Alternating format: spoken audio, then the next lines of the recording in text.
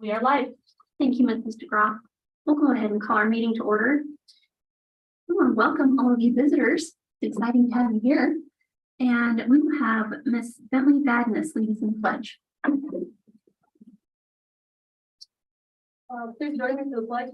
I pledge allegiance to the flag of the United States of America and to the republic for which it stands, one nation, under God, indivisible, with liberty and justice for all. Badness. Okay, before we open for a motion to approve the agenda, is Madam Chair, I send it. there a second? Second. Those in favor? Aye. Any opposed? That motion passes. Thank you. Before we open for a motion to approve the minutes from our previous meeting, Madam Chair, I so move. Is there a second? I second that. Those in favor? Aye. Any opposed? That motion passes. Thank you. Mr. Williams, Superintendent Report. Yes, Madam Chair, thank you. Got a lot of fun things to report today, and excited to share some things with the school board. First and foremost, we'll start off with the ISBA. We had our regional meeting October 3rd. I believe Mr. Schmidt might have been the only one that made it to that meeting. I didn't hear any feedback. I believe they talked a lot about the annual conference and the different resolutions during that time, and we'll touch on those here. Madam Chair, would you excuse Mr. Schmidt and Mr. Forget our video. Yeah, the It's video's not working. video's not working, so. We do not have our board members that are not here. You need to excuse them. Okay, so we'll go ahead and do that. Mr. Willie Schmidt and Tyson Burnshaw had Other things that need to be added. so we will excuse them from our meeting and we can make it here next month. All right. And so going down those bullet points, so on school board elections, November 7th, zones 1 through 3. Just as a reminder for those, so check your precinct. The ISBA annual conference in November. One of the main things with that is the ISBA resolutions. I did want to take a minute during this time to let the board know that I gave you a packet of those resolutions, and if you had any specific ones that you wanted to look at or address in that, and I will get those posted a little bit later, but a couple that, even though I was superintendent at school board meetings, those are ones that I don't go to. Those are ones that just the school board members are looking at. But the ones that have a little bit of that I want to bring to the board's attention would be the paraprofessional requirements and local testing in 4. This is one that the Boise School District is bringing out. All of these, by the way, do have a recommendation from the general ISBA for a due pass on all of them. This one would be especially important. As of right now, paraprofessionals are required to take a praxis test. If If have they do- less than If they have less than an associate's degree or 2 years of college. We've been able to provide that test here at our campus, but they amended those rules, which would now require those individuals to go to a college campus to take that test, which further complicates the hiring process of paraprofessionals. And so what they're looking at is to have different avenue for the paraprofessional requirements. The other ones that the number 7, the bond and levy disclosure, these were ones that came from Bonneville School District and Jefferson School District. Clarify and simplify. We know that it's really difficult when we run bonds and levies with some of the recent legislation that makes it difficult for districts to provide information. Because there are some allegations saying that districts are promoting bonds and levies instead of just informing individuals about what those are. And so this would add language into the bond and levy disclosure requirements. And so those are ones that I feel are important. The K-12 funding formula principles, ISBA of the School Boards Association, Idaho, the IASA with the superintendents and the principals. Of course, one of those in number 2 is enrollment funding instead of attendance funding.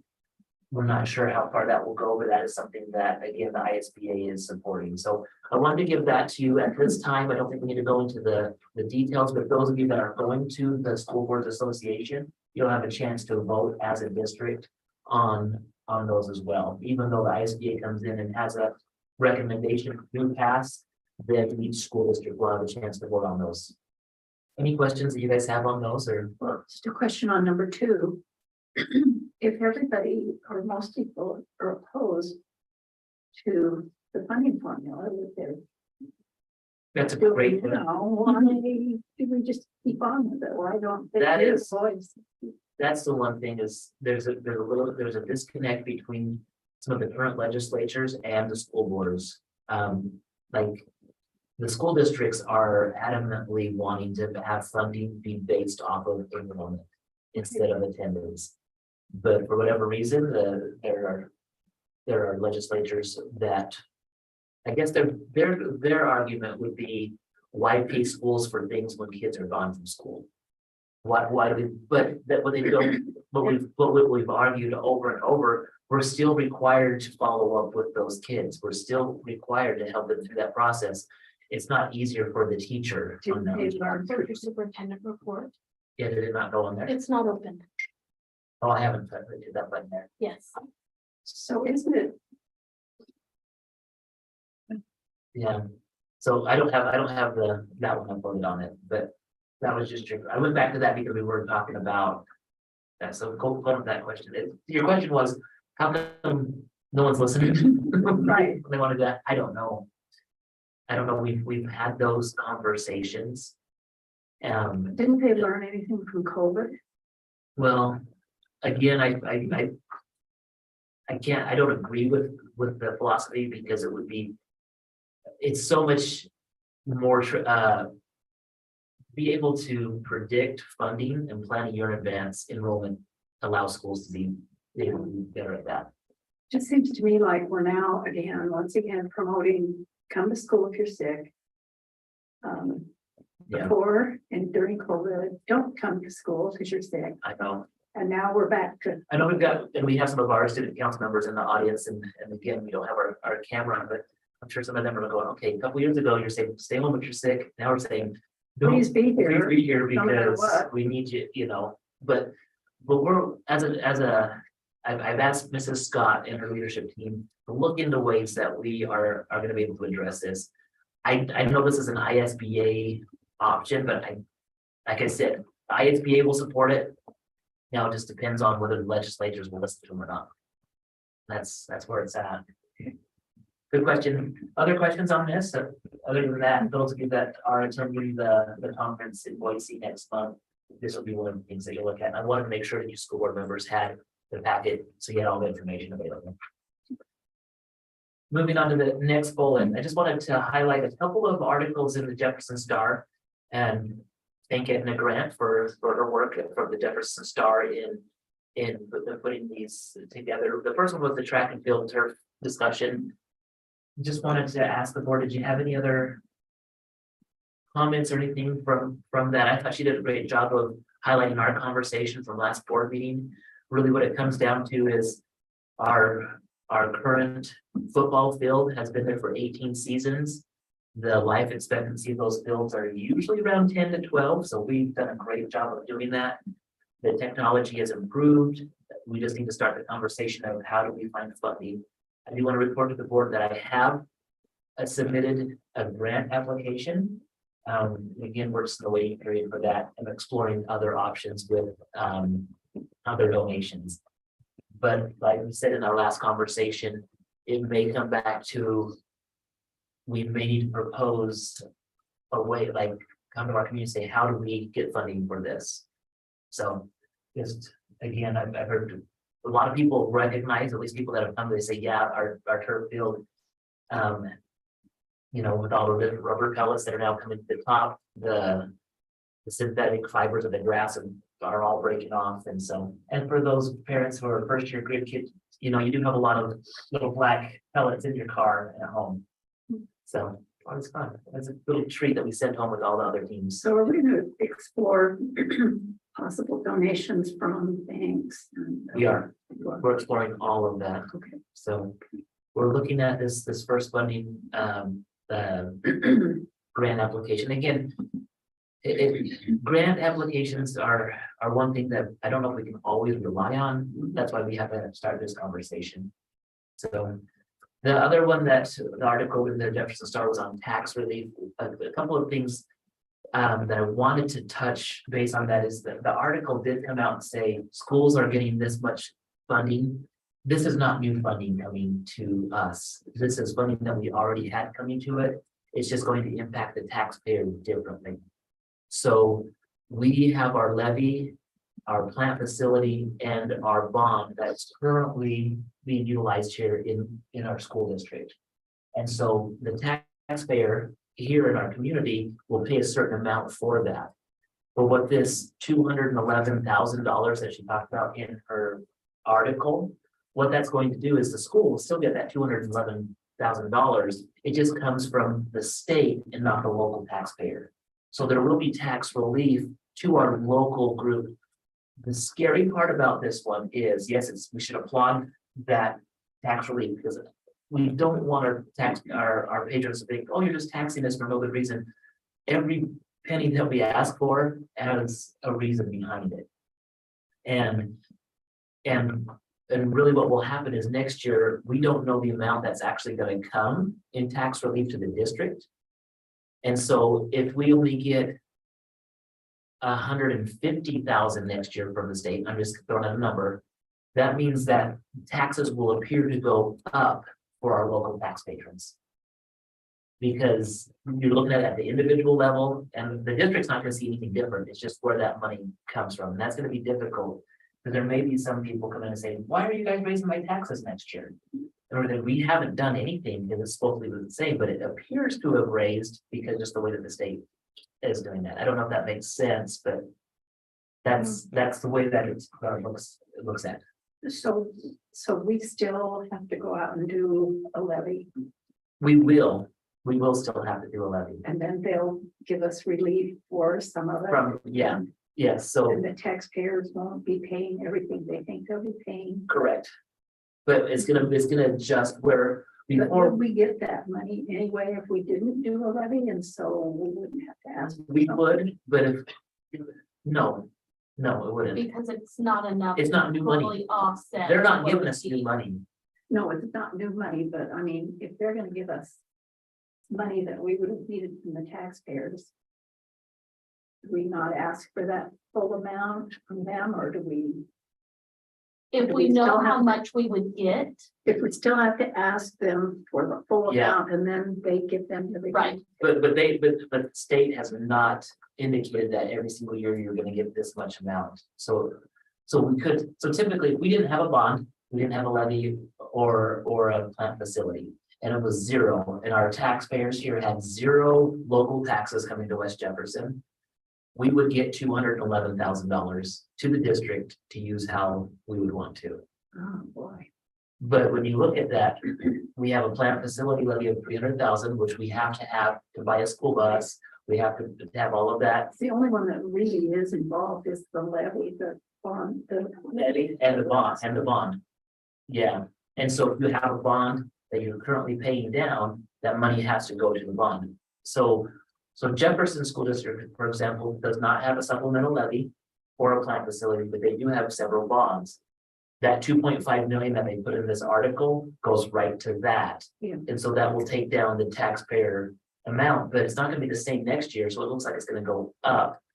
But the local taxpayers will look at their taxing and say, oh my goodness, last year I was paying. That is just hard to explain to Oh. a patron because I've already been approached by Yes, one. And I said, I need to do more research into that. Yeah, to get down. and there's an order that we have to apply it. So it first gets applied to your bonds. If it exceeds what your bonds are collecting, or you don't have a bond, So it then, doesn't go to the levy. no, it starts with the starts bond, with the bond first, Okay. then it's the supplemental levy, and the levy. Okay. then it's plant facility. Okay. So it doesn't look at how much each individual district is taxing. And I don't know the formula as to how they figured out how much each district got. But we're getting about 900,000 from our patrons in tax relief. So the 211, Is just barely gonna Is- go down a little bit. it doesn't even cover our entire bond requirement. It's confusing. It's confusing, and that's the part of the whole process of. This was an approach by state legislatures to figure out how to. Protect individuals that vote for their own levies, because like every single levy that we're talking about.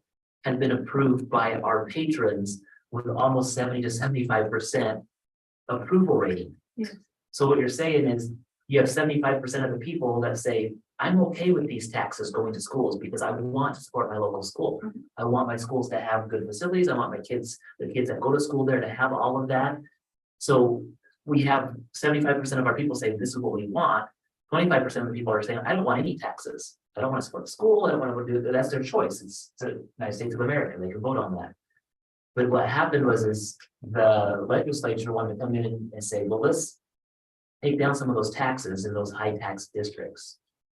And so that was their way to do it. But really what is going to happen is the confusion between why are my taxes going up and down? It's going to be difficult to explain. Yeah, And so, but I see it clearer now, so. you see that? Okay. Perfect. That's why I wanted to highlight those articles, just because I know you might get some questions on that, Already have. and that will help you. Moving to the safety district, has been awarded $80,000 for the Securing Our Future grant. That's amazing. That's an awesome thing. Safety committee recommendations are doors and door locks. We've already been in communication with our maintenance supervisor, Dean Erickson has brought in a company to look at the doors. And so I'll give you more information on that.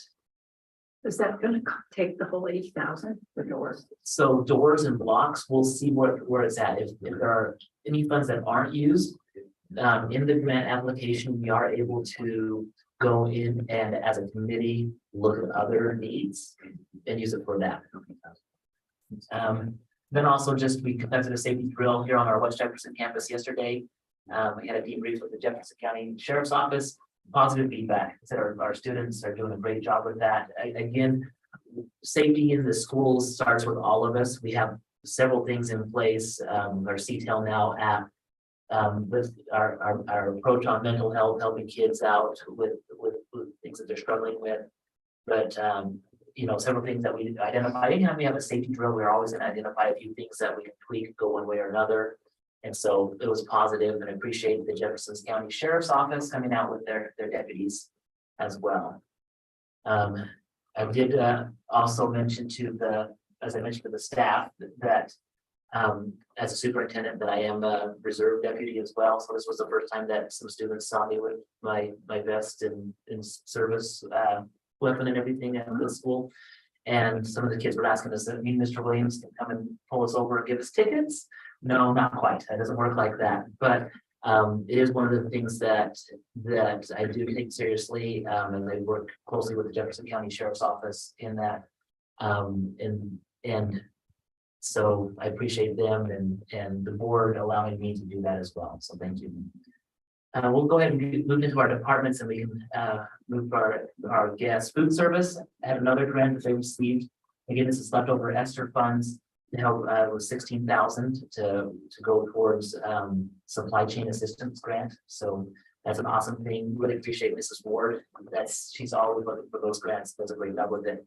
This is a big one though. Free and reduced applications are needed. Mr. Johnson's going to have applications and things available during parent teacher conference or parent check-in tomorrow. If we don't have 50% applications in, it will impact our fresh fruit and vegetables grants. And so there's lots of things with that. It also impacts our Title I funding as well. So it's really huge that we have those filled out. Grounds and maintenance, parking lot repairs are completed. Unless you look around, those that have been towards football field, you can see that we've taken out some of those curbing that will give us a few extra parking spots, but also allow for better snow removal. Winter prep, the boilers or heaters are getting going. No, it's kind of chilly at the high school this week, wasn't it? Like just a little bit, some of the classrooms, we got the boilers up and going. And the Panther Den is having its annual resealing on the basketball floor. Technology, Mr. Rain has been doing a great job of solving problems, helping the programs that we're working with. The IC report for October with Mr. Reyna, but also Mr. Nemar and Mrs. Hall help out with that IC report. Appreciate them. Transportation Department had our ridership reports. They've been completed, the iBus report. And I've asked Mrs. Dixon to come up. It looks like she just got called out. So, oh, no, she's right there. I was looking in the back. Sorry. Special education. I've asked Mrs. Dixon to come. I saw somebody step out. I've asked Mrs. Dixon to come in and just report a little bit on for training that we had. So Mrs. Dixon, turn time over to you. Thank you for coming in here today. You're welcome. So in the spring, I came and visited with you guys about the voc rehab. I went for training last November and was looking forward to starting our work preparedness program. And so Mr. Williams asked me just to come and report how it went this summer. And after visiting with parents and with our students and just our staff that helped run it, it was an amazing thing. And so we did end up having 4 students come throughout the summer, and they were able to get 100 hours that they would get reimbursed by voc rehab. And 2 of our kids were able to apply and get another 100 hours and use and work and use all those hours up. So it was a really successful, got good reports back, and we have some ideas that next summer we want to go a different area. We did have 3 of the girls go down to Rocknecks and work once or twice a week. So it was really good. I want to thank Mrs. DeGraw for all her hard work. She did the paperwork to make that go through, but it was really successful. So And I want to add on the voc rehab, just, it was nice because there were certain jobs that sometimes are hard to get to. And Mrs. Dixon and the students were able to go in and help organize, clean out. Like, it was nice. So it seems like you had them working more here than you did out in Yeah. people's places. So one of our students was completely independent without us. He was just under a supervisor in the district and did different grounds work, maintenance, things like that. He didn't have us work with him. And then the other 3 were more working with myself or 2 other paras, and we would just take turns. But I different noticed days. that you had to sort of be there. Yeah. They were there, so you worked all summer too. I did. I was here a lot. And it's based on the need of the student, the support, where that, the more independent they can be, we want them to be more independent. And And what age did you start that? You can start in high school. So we actually started with sophomores up. So, yep.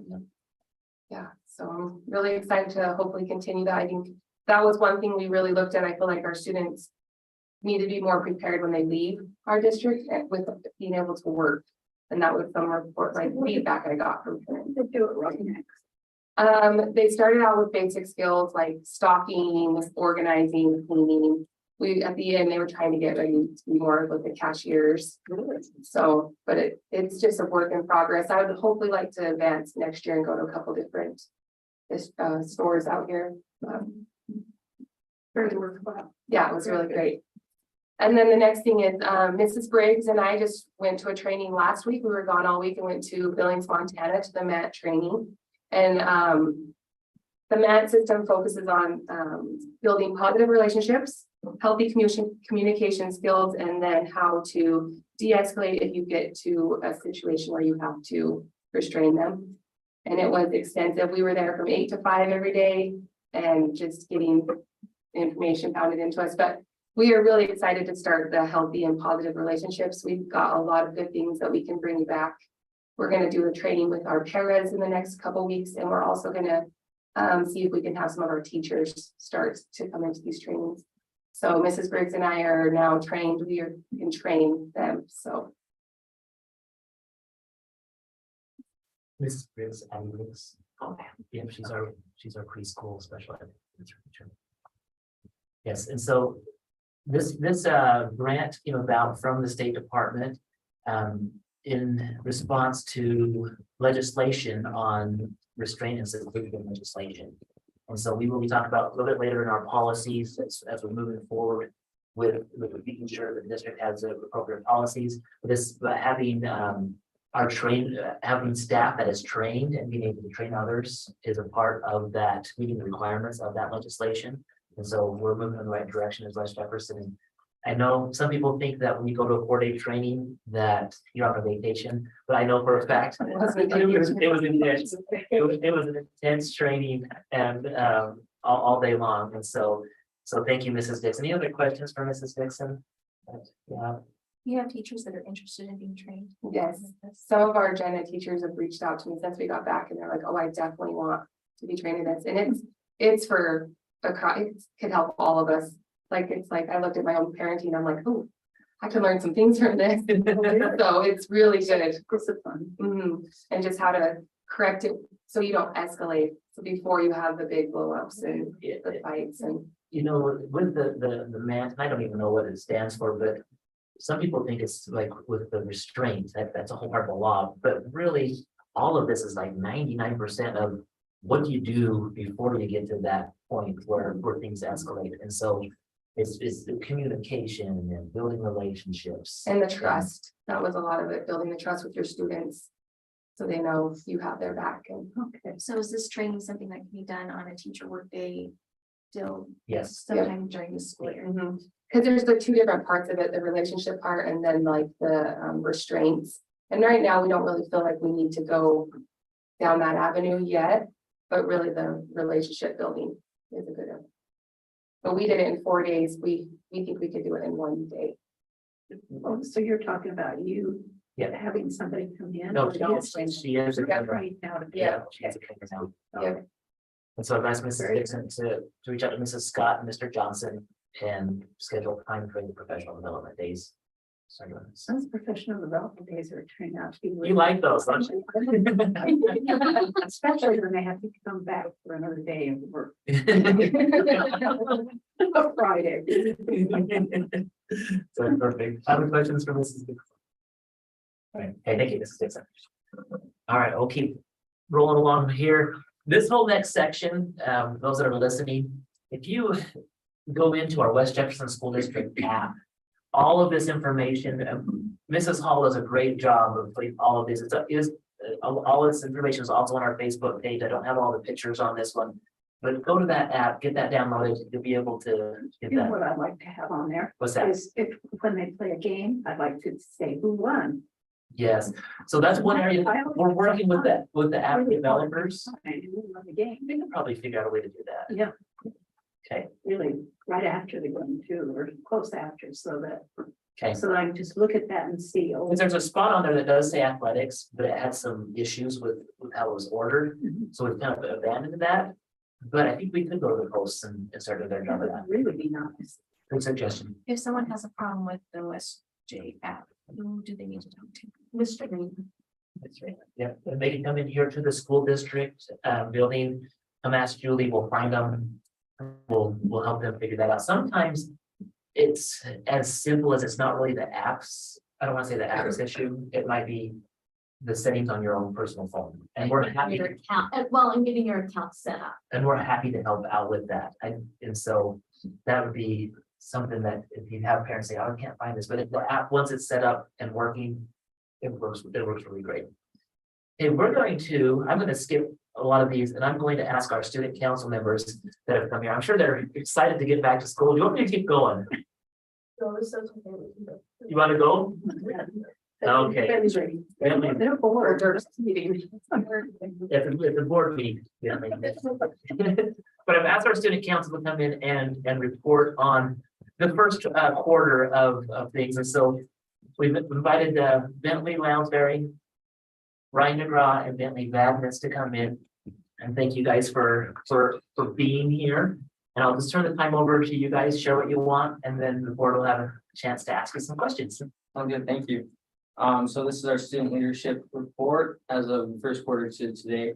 So our class includes student body officers and leadership council members. So it's meaning that we have all of our student body officers, but we allow anybody to be a part of that class. So it's not specific to anybody. So if somebody's interested in being part of leadership or wanting to help out with the school, they can join. And it's available every quarter. Right now, we have 28 students enrolled.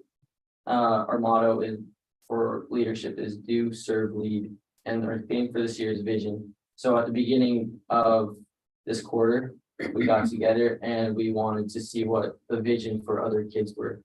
And the answers that we came up were mostly around getting more kids to the activities and wanting more participation. And we wanted to improve school spirit by doing that. We also wanted to try to make activities more fun and have no more complaints. But it's kind of hard with the students and kids is, I think of human beings. yeah. So, we'd like to share a couple of activities that we've done so far. So recently we had our homecoming week. Our theme was our homecoming era. If you know anything about Taylor Swift, it's has to revolve around her. Nick knows everything about Taylor Swift. She's born. So the activities we did, we had powder puff, buff puff, and we scheduled a bonfire for the first time in a long time, but we had to cancel it due to weather. So we scheduled a movie night instead after the volleyball game that Thursday. We decorated hallways, had dress up days. And of course, we had the volleyball games and cross country meet and the football game that went on this week. So there was some positives and negatives that went along with it.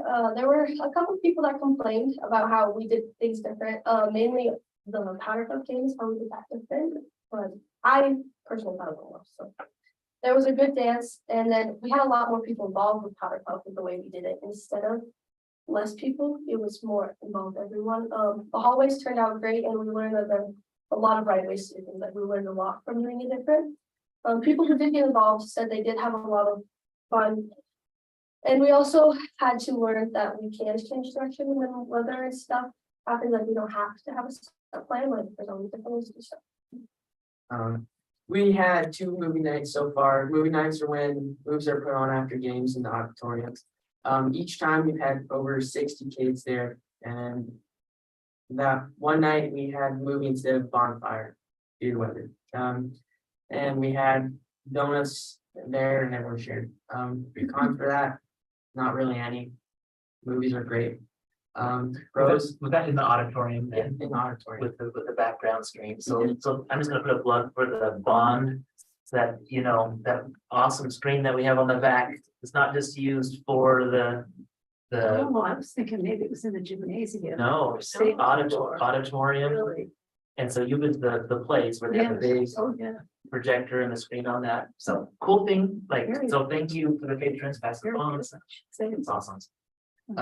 Pros for this, great movie choices, something different, fun to spend. And another thing for activities, assemblies, we've done one at the start of the year and one for homecoming night. Again, for this one, they're not any cons, assemblies are great. And the homecoming hype video that we showed at the assembly got people excited for homecoming. So there's a state leadership conference next Monday and Tuesday in Boise, and the 7 students will be attending that. Okay, we're gonna go to student-led initiatives. So this year, I'm not sure if we did it in the past or not, but we did parking passes and parking permits. So the leadership voted just to let the juniors and seniors do this year. So that the passes costed $50 each, and the students were allowed to paint their spot as well, so it kind of brought more fun into it. The fundraiser went straight to the leadership fund, so we could put that money into more activities and things to do after sports events or during winter, stuff like that. So right now, seniors and juniors get to park up front in high school, and sophomores and freshmen park in the pavilion. So about this, there have been a couple kids that have complained about how we did things, but it's hard because a lot of kids like to break the rules and disrespect, but that's really all we've had dealt with so far. Some good things about it, it's really nice to know where to park, it creates a lot more safety, knowing your parking spot from others. And it was fun to paint. I painted mine as a golfing green. Oh, yours is the golfing green one, Yeah, okay, now I know who's that one is, okay. yeah. So it brought a lot more fun to us, and it was a really good fundraiser. For the fundraiser, the last few years, the Booster Club paid for and designed the shirts. This year, we had Colin reach out for sponsors for the shirts. We raised enough money to pay for the shirts for all students and staff in the high school. We designed the shirt to go with our theme using student and school pictures. And negatives for this was Annie has called people on the phone. It's not something we do very often. Is that really a negative? Some people. Pros, it was cool to see all the people out in and out of the community to support students, and we're thankful for all of their sponsors.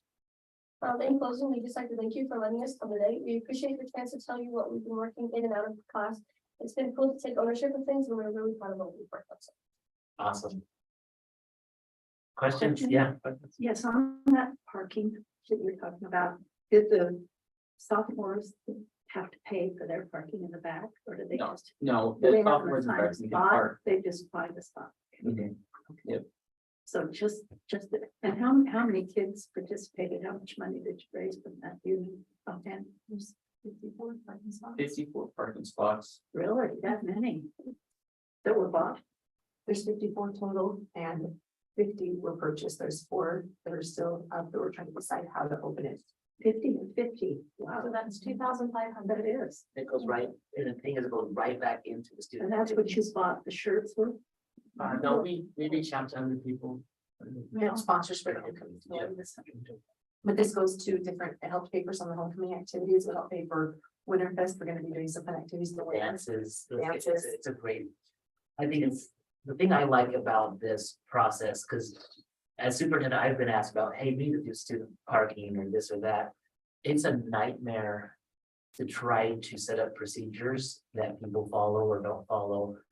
And I think as a student council, you guys have a really new perspective now of what it looks like when you, as a elected body, try to come up with an idea, and there's a lot of people that are like, hey, this is a great idea, and then others that I don't like that idea, and and sometimes they're critical of maybe you guys as leaders or us as leaders. That's how it is in society, but I'm proud of the student council for this. I'm grateful for Mrs. Dowling for allowing them to have that autonomy, and also grateful for the school board for giving us that flexibility as well. Do you have people that try to park in other people's spot? Oh, really? So tell Not me. in other people's spots, but like in front of the ALC. So we came up with a ticket idea. So if you're parking, Who program or who polices that? we do. Oh, you do during the day. During our leadership hour, we go out and hand out tickets. Nice people. So those who have purchased parking permits, do they have anything in their cars? Yeah, we created parking permits. Okay, so it hangs So on yeah, there. it has their number of the design of designated parking spots. So So how did you come up with the amount that you charge? we kind of just asked around. A couple of kids wanted to go 50, so they could still be able to park, but we still have money to go back into our fund. When, can I answer part of that? We talked to a bunch of other schools in the area, Bonneville and Rigby, and saw what they charged. It ranged from $20 to $200, like it's a wide range. And we decided that, so we talked about it in class and talked about the benefits of either thing, and that seemed like a good starting ground for them this year. So if they chose to, then when they purchased the pass, that also gave them the right to paint it.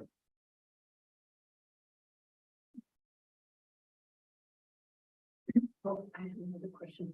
On assemblies, you don't mean traveling assemblies, you're just talking about your local. Yeah. The things you're doing for Spirit. or- Yes. Who chooses the assemblies? Or that are traveling assemblies? We don't, You don't have very many we don't do that anymore? if they do, maybe administration, but we haven't probably even looked at that. But that was something I remember as a kid. We didn't have, You used to come and people like that. yeah, those would be, I don't know, we haven't really had that. Okay.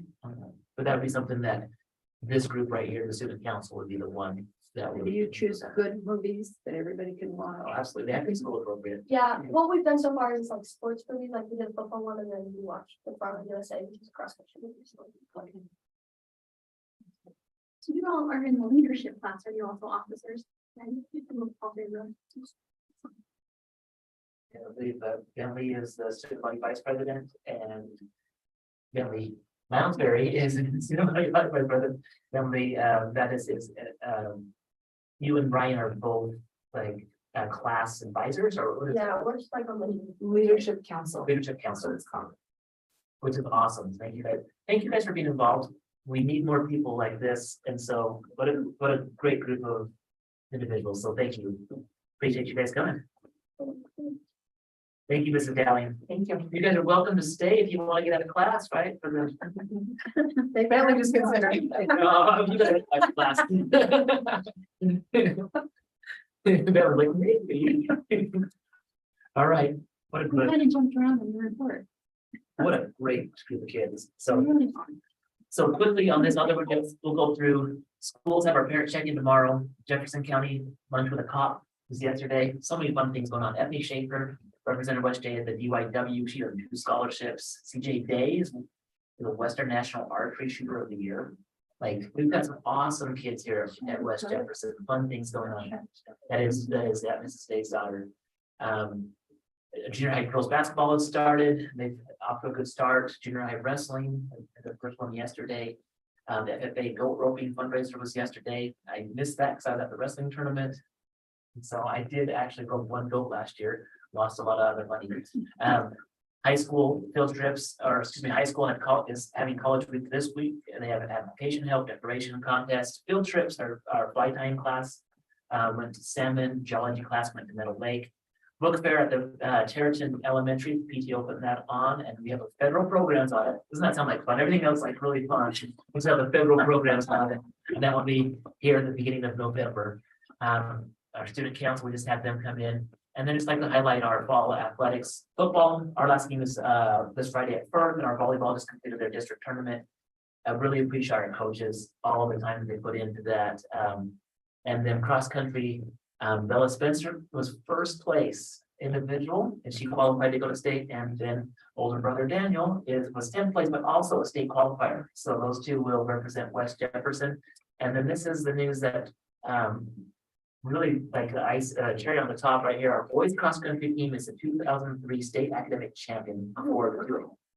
And so the team of Daniel Spencer, Gavin Williams, Tracy Ricks, Riker Babcock, and Ethan Schreeder, cumulative of 3.937. That was the highest boys cross country GPA in the state. So out of all divisions. So congratulations to our 2003 state academic champions for the boys cross country team. So next week they'll be competing. Bella and Daniel will be competing in Pocatello next week. So good luck to those, and thank you to Coach Smulin and Coach Spencer for all that they do. So that's all I have. I know that was a lot, and we have a lot of things going on. So the manager, thank you. We have a lot of great things happening here in the school district. Thank you for that report, Mr. Williams. Mrs. DeGraw, can you have any public comment? No, ma'am. Great. We'll move on then. The floor will be open for a motion to approve our consent agenda. Madam Chair.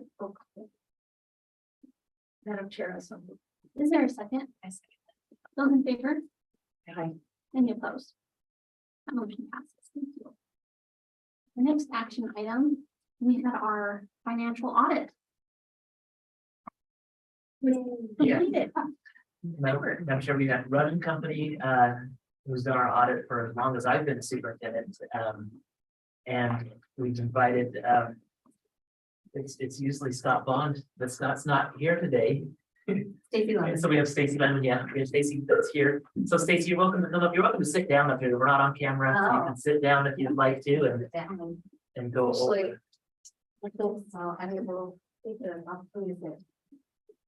Okay, so you all should have in front of you, a financial report. Yours is nice and bound, mine is loose, but, and also a letter to management.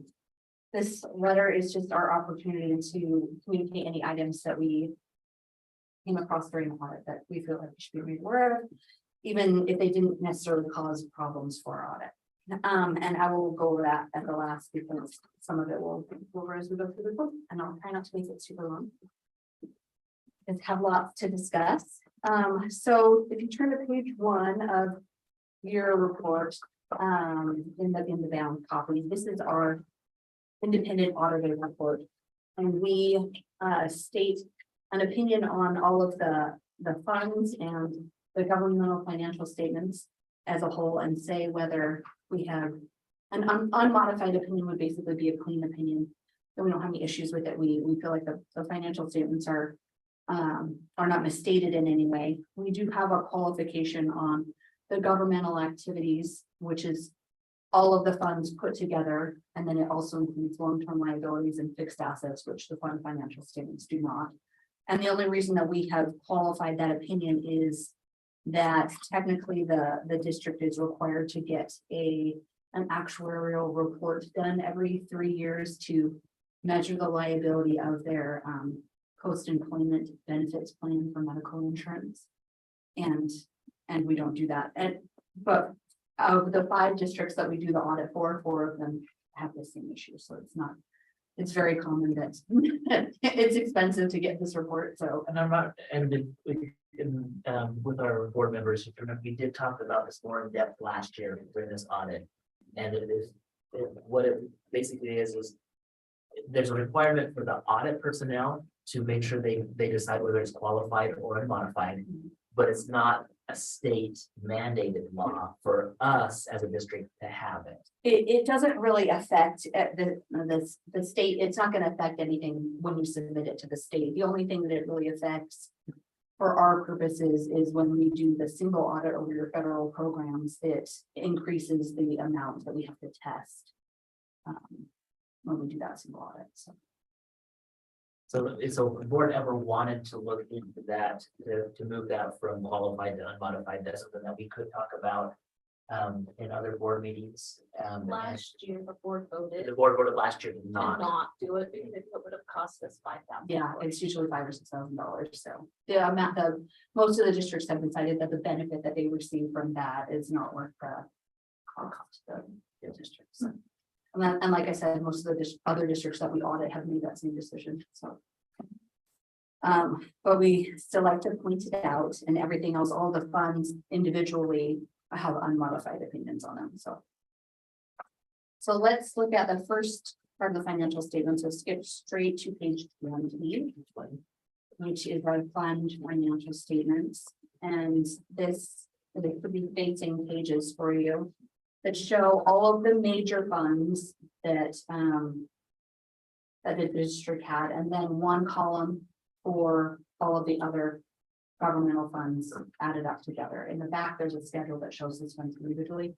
The major funds are just we do a calculation based on their assets and liabilities and revenues and expenditures, and if they are a certain percentage of the total, then they or if the state requires us to show them as major, they show up here on the financial statement. So your general fund, your child nutrition fund, debt service, capital construction, plant facility are all required by the state to be shown here as major funds.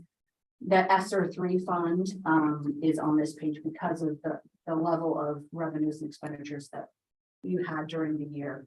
That needs to be presented on its own separately from the back, or just has a combining schedule. So we'll talk about the general fund first, since this is where the majority of your revenues and expenditures come from. This first top third of the page is your revenues that the district has, and they're listed by source. Obviously, the biggest portion of that is funding that you get from the state. Of the total revenues in your general fund of 5.7 million, 5 million of it comes from the state. So other sources include property taxes, earnings on investments, and then other local funds, and some federal funds are in here too. All of that federal money right there is COVID related money. So someday that'll go away rapidly. And then your expenditures, I mean, this year, your expenditures are almost exactly equal to what your revenues were. So the majority of it, is for instructional purposes for the students. And then you can see as you go on down the different categories that those are in. And these are required to be presented by function from the state. So that's how they're. And then the last little section of the financial of this financial statement for the general fund shows any transfers that were made to other funds. And you can see 243,000 was transferred out to other funds for different purposes.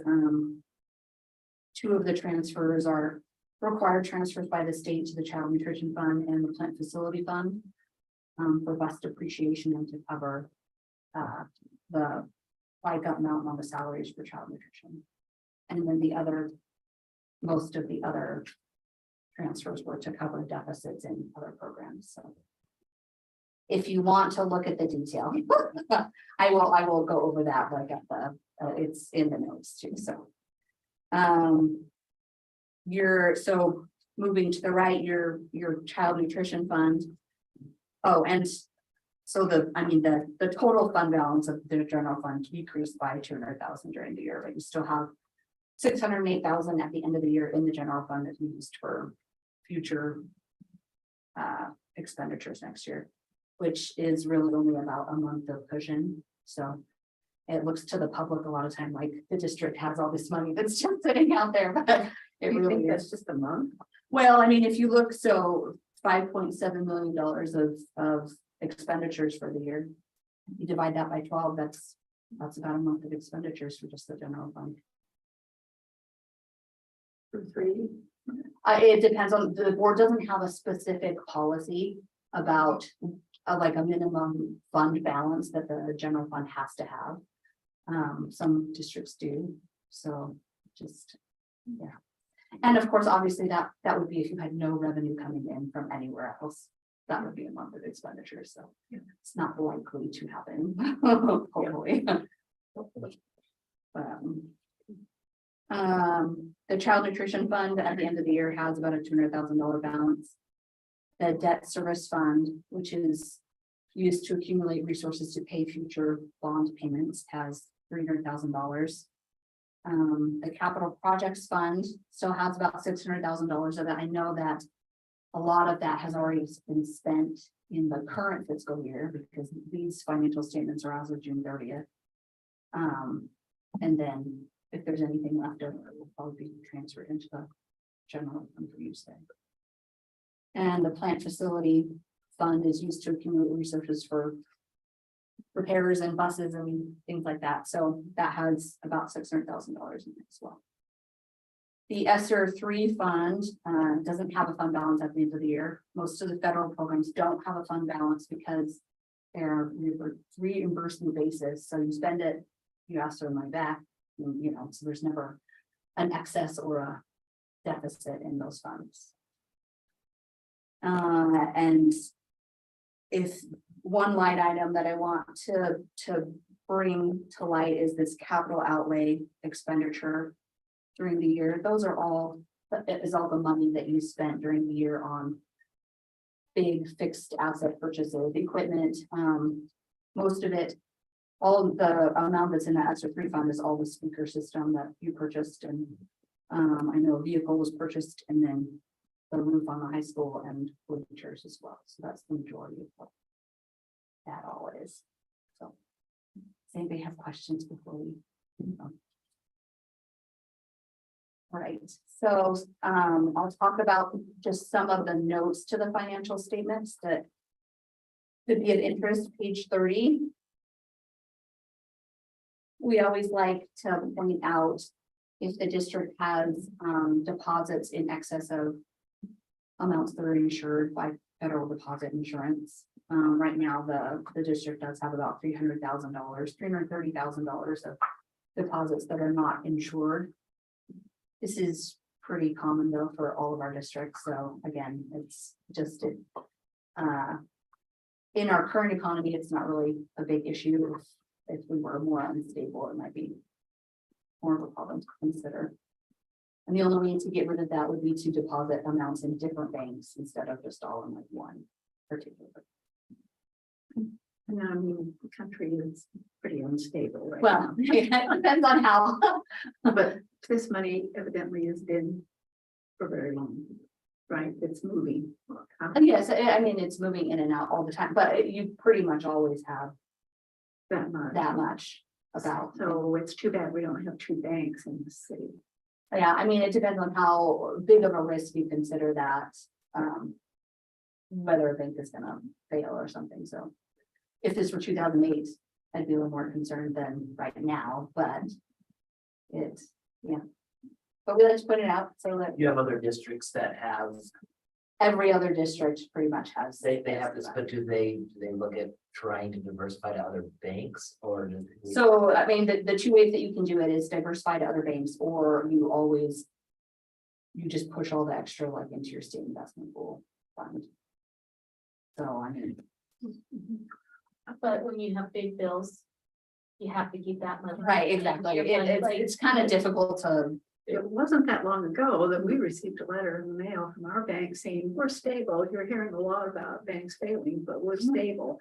And then I look and see that they're one of the ones that are on the list of banks that are not stable. And it makes me wonder how stable we are. Yeah, and then it makes it tricky because as we have bigger items with our bond. And we know that we have 2 or 3 things like we're paying for a roof and that roof. With everything added together is gonna be $150,000. You know, you have your regular monthly outflow, but then you're having $150,000 more on that. That's not gonna be common. You know, unless we're always consistently having big projects like that. But again, we knew that during the time frame of the bond.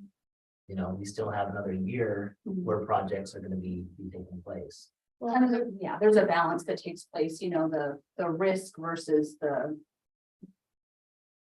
Running of Yes, operations. exactly. So, and because we don't have 2 banks, we have our school funds also in the same bank, which pushes that number up higher. Because it's all under the entity of West Jefferson School District. That's actually Not quite a like- bit of it, because there's about $200,000 in the school funds, so the majority of that is. Yeah. from the schools. And you know, and the balance of, okay, do we take our district money elsewhere out of Mud Lake? You know what I mean, but the convenience of being able to make deposits.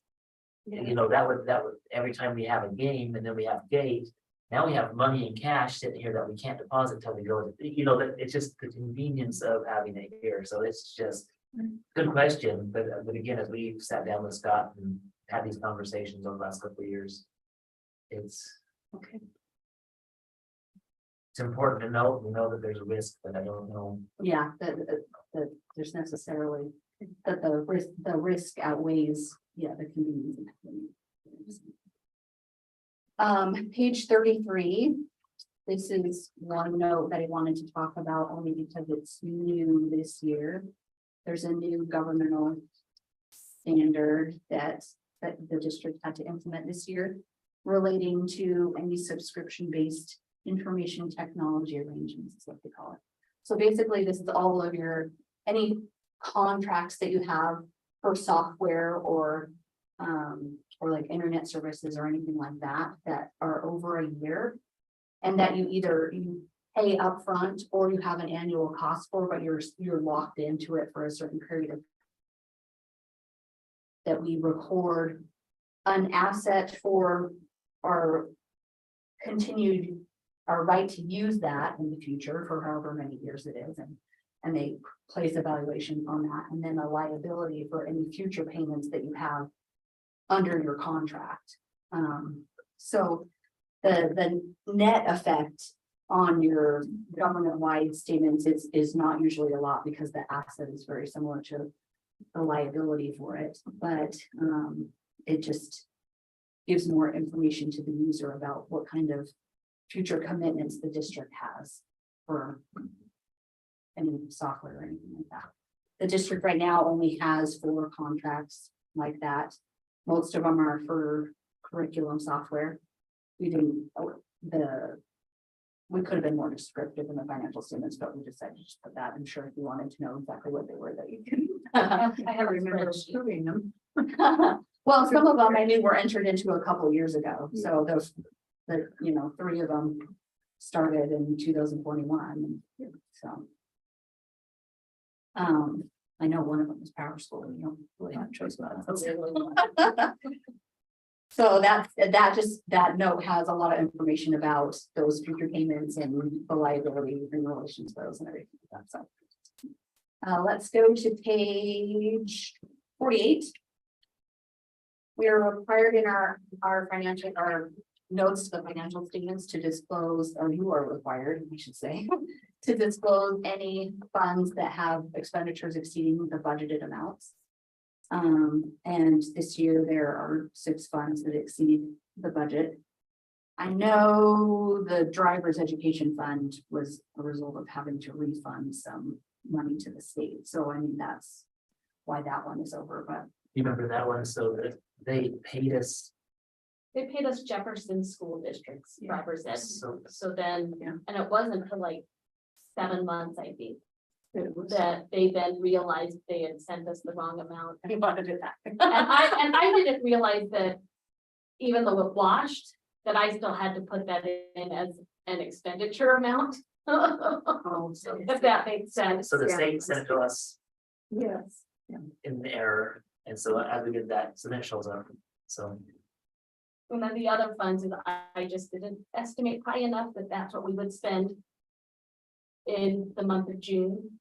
well, isn't there a way to, if you see you're overspending somewhere that you can just. You can amend your budget. Amend it? Yeah, so I mean, that, but it is a process, you know, involves the board and you have to submit it to the state and everything. So I actually think you guys did. We amend did amend it in but- June, but I just didn't. Yeah. Which is No, the and best way to do it, to go over and fix it at the end or. do it- Well, I mean, ideally, if you had perfect budget procedures, you would know exactly, you know, what you needed at the beginning, but that doesn't often happen. A lot of stuff, Very much. things are estimates, or you don't know what your allocation for a certain federal program is until after, you know, you've already set the budget. So most of our districts end up amending at some point during the year, not all of them, but it's just, Yeah, it's a process with knowing when the money comes in. Remember the past several years, I mean, maybe not just last year, but the previous years,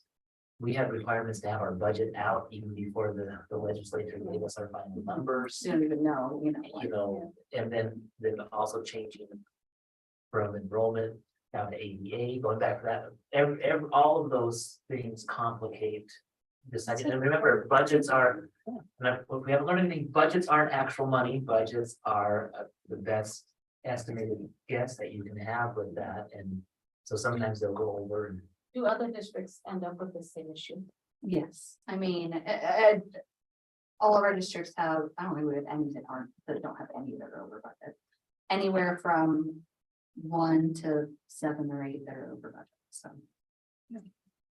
That doesn't mean you don't want to shoot. not over budget. Like, our goal is to be as close as we can. But that 32,000, that's a little bit more. Is there a good reason for that? Me not understanding the math, Oh, okay. Okay, that's well, what it is. I mean, what, 2 years, 3? A I've done year, it for a year. A year, okay, A a year. Time flies. I was thinking it was a little longer. So that's, you know, that's just, yeah, yeah, a learning process. Right. Yeah, it's kind of a guessing game. It looks It to is. me like. It is, it is a little bit. All right. And when this happens, do we have other places that easily taken from? So that's where some of those transfers, Mhm. where we said, you know, we had the transportation transfer, the child nutrition, and then. So we weren't in a deficit of funds, we were just over what I budgeted. And it could be that your revenues were under budgeted as well. So for instance, in the IDEA Part B School Age Fund, that one that's $32,000 over there, I'm trying to remember. If we had to transfer in, and I guess we did have to transfer in for that. Yeah. So, but sometimes if you don't know, you could, if you don't know what the allocation for the revenue would be, you could under budget revenue and under budget the expenditures, and you'd still have to disclose it here. Even if it was money to cover it. and to be fair, it's not, like, learning the process, I think is a more accurate way to say, but when you look at IDA Part B, that's special education. Mhm. And some things can change based on students moving in and out of the district. Oh, You know, and if you have times where, and I don't know if all this amount could be attributed to it, but we have situations where now we have students that need to have support on the bus. we didn't plan for that back in May when we put the budget together. That maybe that parent needed more hours to be able to do, so there's things that can attribute to it. 32,000 is a lot more, but again, It is a bit of a moving. it's a moving part of it. Well, and with our federal programs like this, we're working in 3 years. We have 2 years ago, last year, and this year, and it's always okay, which year am I looking at for funds and so it's trying to understand how all of those fit together. And on some of these, there's the federal funds that we can spend federal money on or state money on. It's just trying to know which one. And like I said, it's a learning process.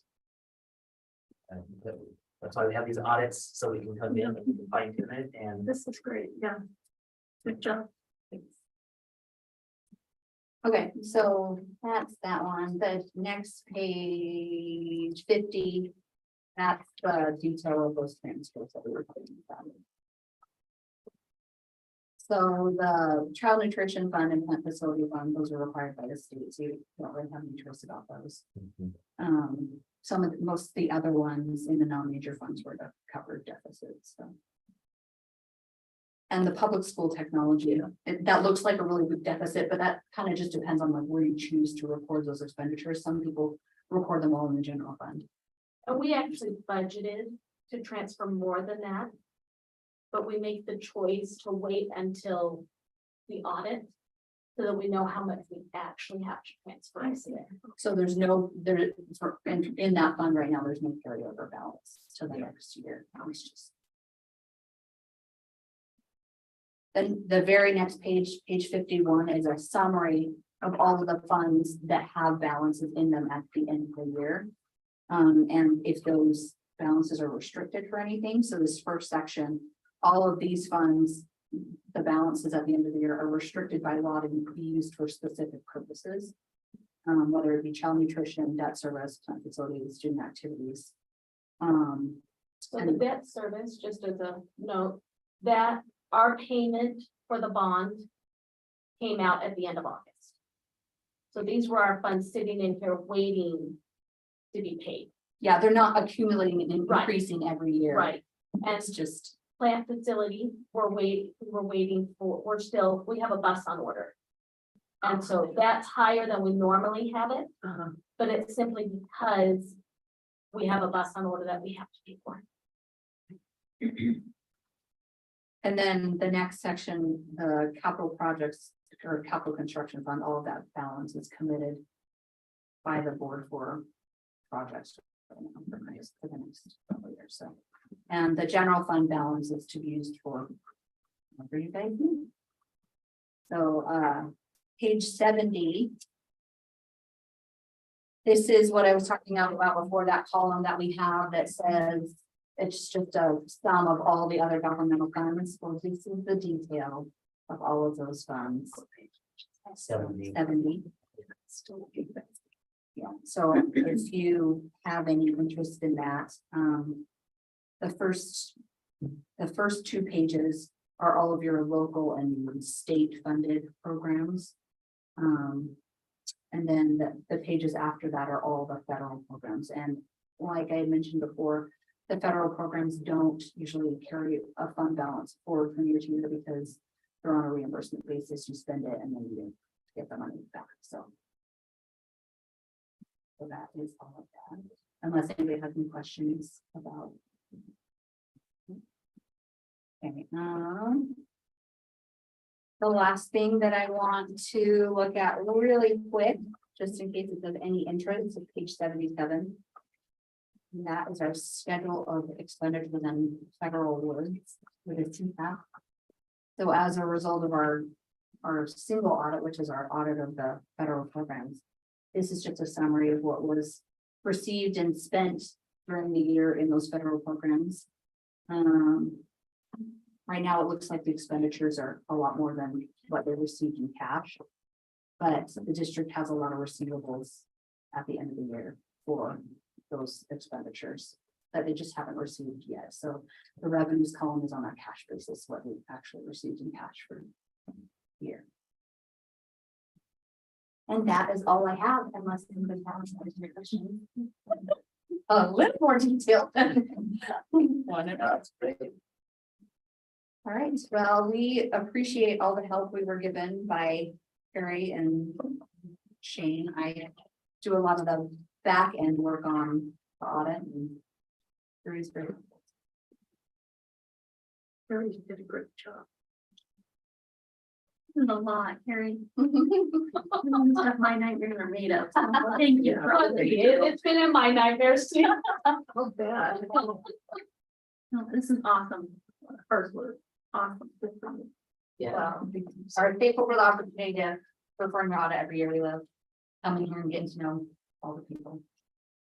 Stacy, thank you for coming and like I said, we'll always take this. There's things that we can always talk about as we have the moving pieces with budgeting for next year, as we close out this financial year.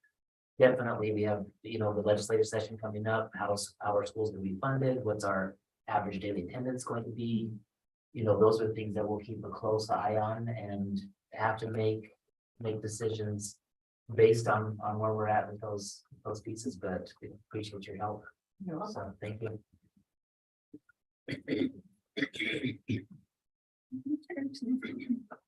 No, it doesn't. We can go. We can get around to it out. Yeah. Mr. Rock, did you get another water from this as well? Actually, I was watching. Okay, I saw that empty bottle and I heard, so thank you. boy, drink steady. You had too many questions. You have an action item on that. You're good. So Madam Chair, so there's three, action item on there. Great. The chair will entertain a motion to approve the 2022-23 financial audit report. Madam Chair, I move that we approve the financial audit report. Is there a second? Those in favor? Aye. Any opposed? That motion passes. Beautiful. Can we jump to 4.3? Is that one? Yeah. Yeah, okay. So purchase approvals, thank you for coming in. We have a couple here on this one. The first one is we're seeking purchase approval for a skid steer attachment. And I invited Mr. Erickson to be here to answer our questions that our board members have. And first and foremost, I want to talk about the benefits of our skid steer so far. And thank Mr. Erickson for his vision on being able to invest in some of these items that are going to help make our jobs and be more functional and our skid steer. Dean, how many projects has our skid steer already helped with? And you're welcome to come up and sit down, or you can speak from there. You've got a lot of moving points. Probably two unique projects, but just to give you a little idea, so with H&K, we had agreed with them to do some things to knock off about $17,000 of the bill, 16,800 something.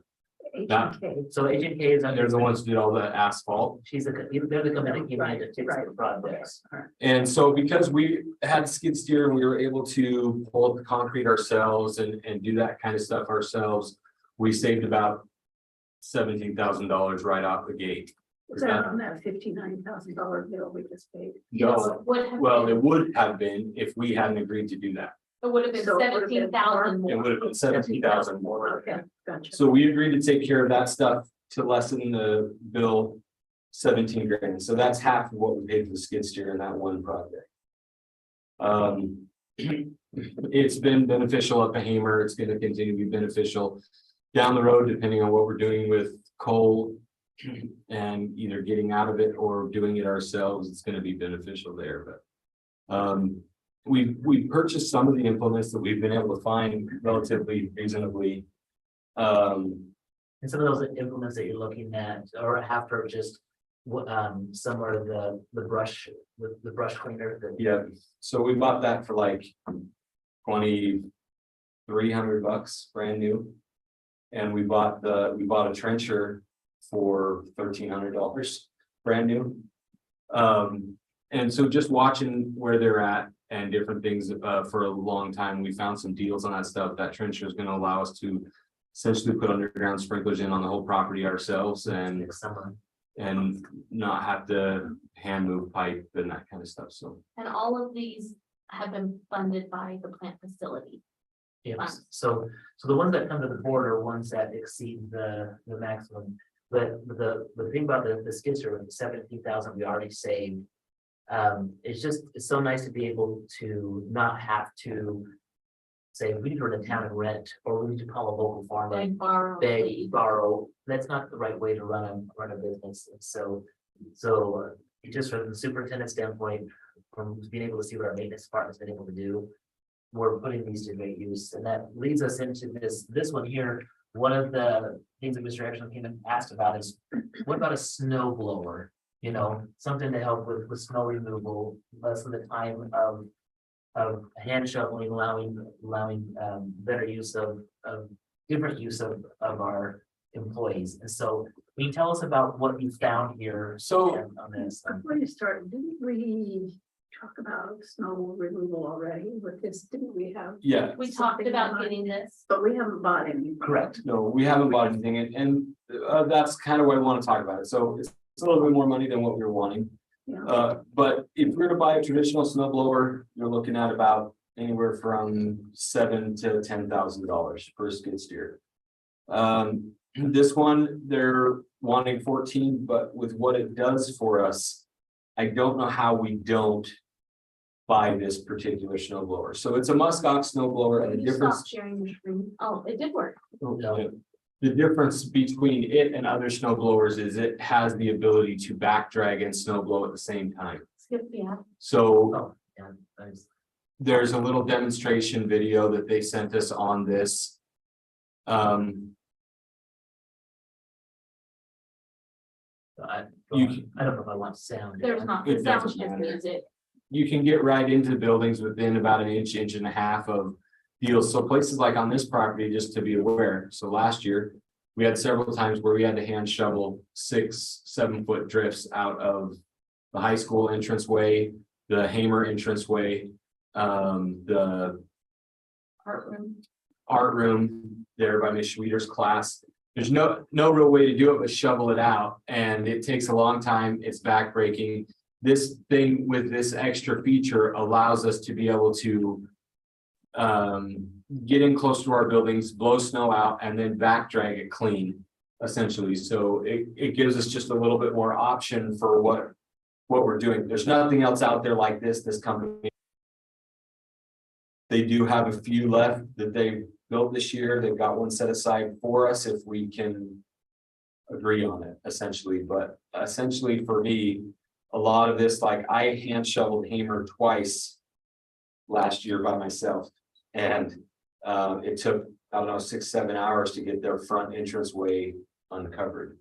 Because you can't get a plow or anything that far because of the railings on the sides there. This would allow us to be able to go up there and just back drag, blow, get everything down to where it is. On top of it, it's going to allow us to be able to still do the baseball, softball field in the spring, possibly the track as well. But then our sidewalks. So essentially right now, with snow removal, we show up at 2:30 in the morning and we hand shovel all of our sidewalks. We plow all of our driveways.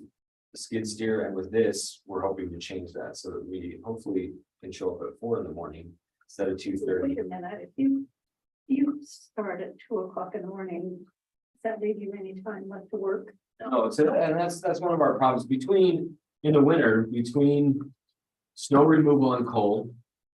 That's what we do. We rarely have time to do any other projects, because that's what we are working on. So on the snow removal side, everything that we are doing, skid steer, that kind of stuff, all of that is going to help us. You know, we already have the Kubota with a blade on it, for doing some of the sidewalks and different things like that. I think that we can cut our time in half having something like this opposed to what we've been doing for the last 15 years. And that's why we're looking at going down this road. We've never snow blowed the baseball fields or anything. And anytime we let farmers or anybody volunteer to come do it, it usually ends up with big tear ups and problems. This will allow us to hold the snow blower 2 inches off the ground, blow everything away and let the sun melt the rest of it off instead of us messing things up, right? So it gives us a lot of different options and opportunities on that, and that's kind of why we're, Favorite is the top 2 benefits. So when you look at the benefits that we've discussed this with Mr. Erickson and put this together, And the employees that have actually demonstrated that. fewer slip and fall incidents, Protects us from workman's comp claims.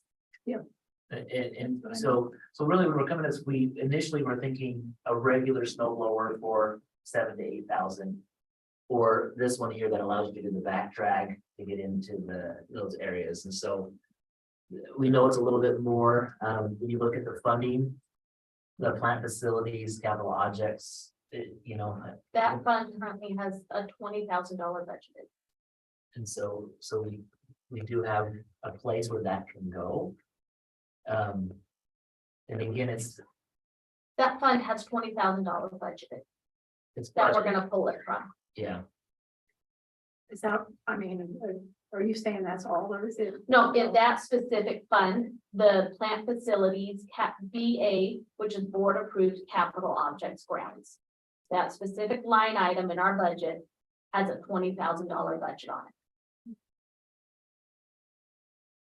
so I guess one of the things I would say on this thing is, if you're looking at it as, well, for 1 year, yeah, we're spending 14 grand.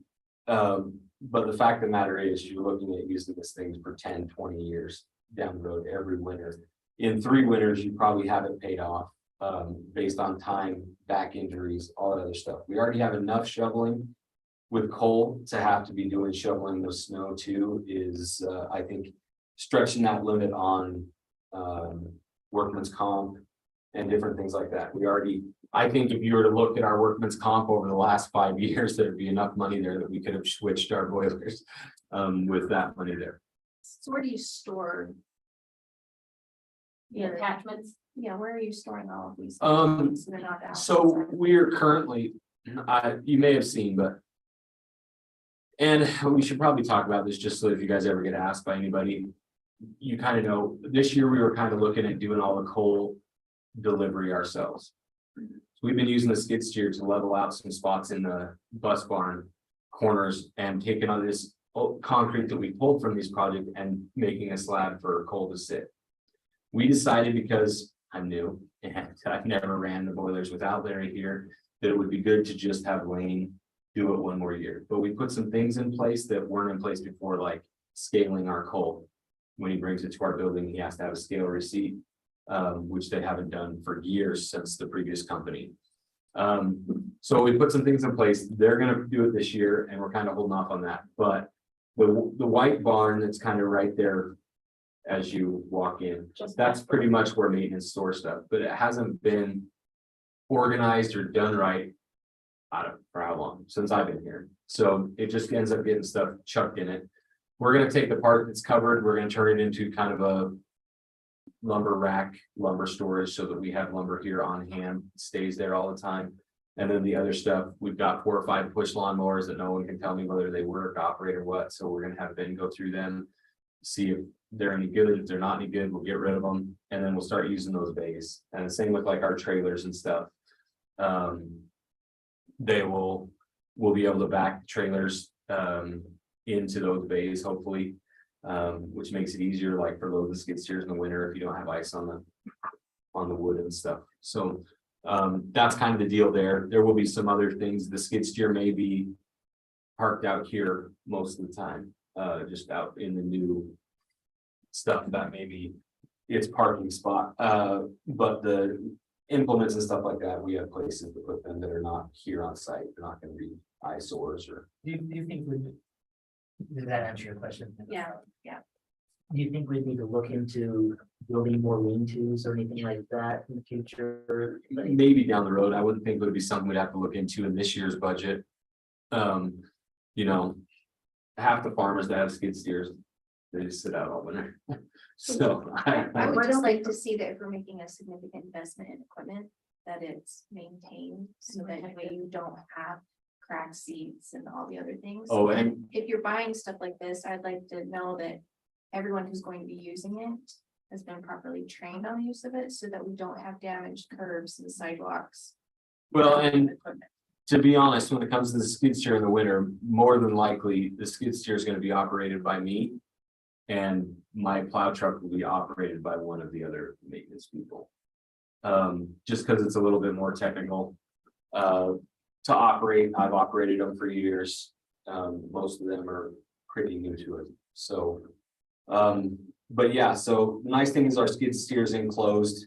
We can close it up, get it completely out of the weather as far as wherever we have it sitting. The reason the skid steer itself will probably sit over here is because it being diesel, it will have to be plugged in our winters, and we may not have that option there in that shed, so. But attachments and stuff will stay over there. The trailer that we bought for it will allow us to be able to have the snow blower on it and a bucket, so when we haul it up to Hamer to do stuff up there, we have the ability to get what we need up there in a quick hurry.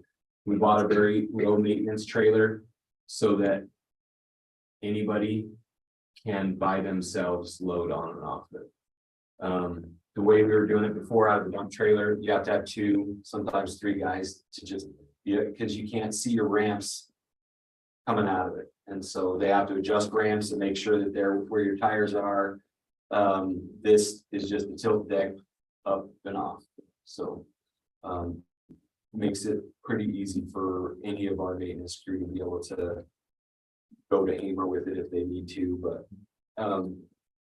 anyway. So that is the reason that we're looking at that is the amount of time it's going to save us on everything. Essentially, every one of our sidewalks can be hit with this, and even if they end up being back dragged so that you get a cleaner deal. If we could go through and do our sidewalks first, the way we've done it before, we do all the plowing first. Then we have these big piles up on the grass. I would like to be going through doing the snow blowing off into the driveway instead of onto the grass. Then we do our plowing last. And that allows us to get all the sidewalks done and ice melt down while we're doing all the other stuff. And then more than likely, time we're done plowing and school starts, sidewalks will be melted off. And we're also hoping to not have as many big piles, because we have our own skid steer now that we can Move, relocate. Relocate. snow. Yeah. So, Without having the liability of other farmers coming in and doing. I think, I'm excited about this option, and so good questions so far. Are there other questions that you have for Dean on this, guys? I wish we would have had it during last year, but It would have been nice. There were some huge. Feeling you're gonna have another one. no, once we buy this and we have it. Oh, Oh, interesting, Well, let's buy it then. right?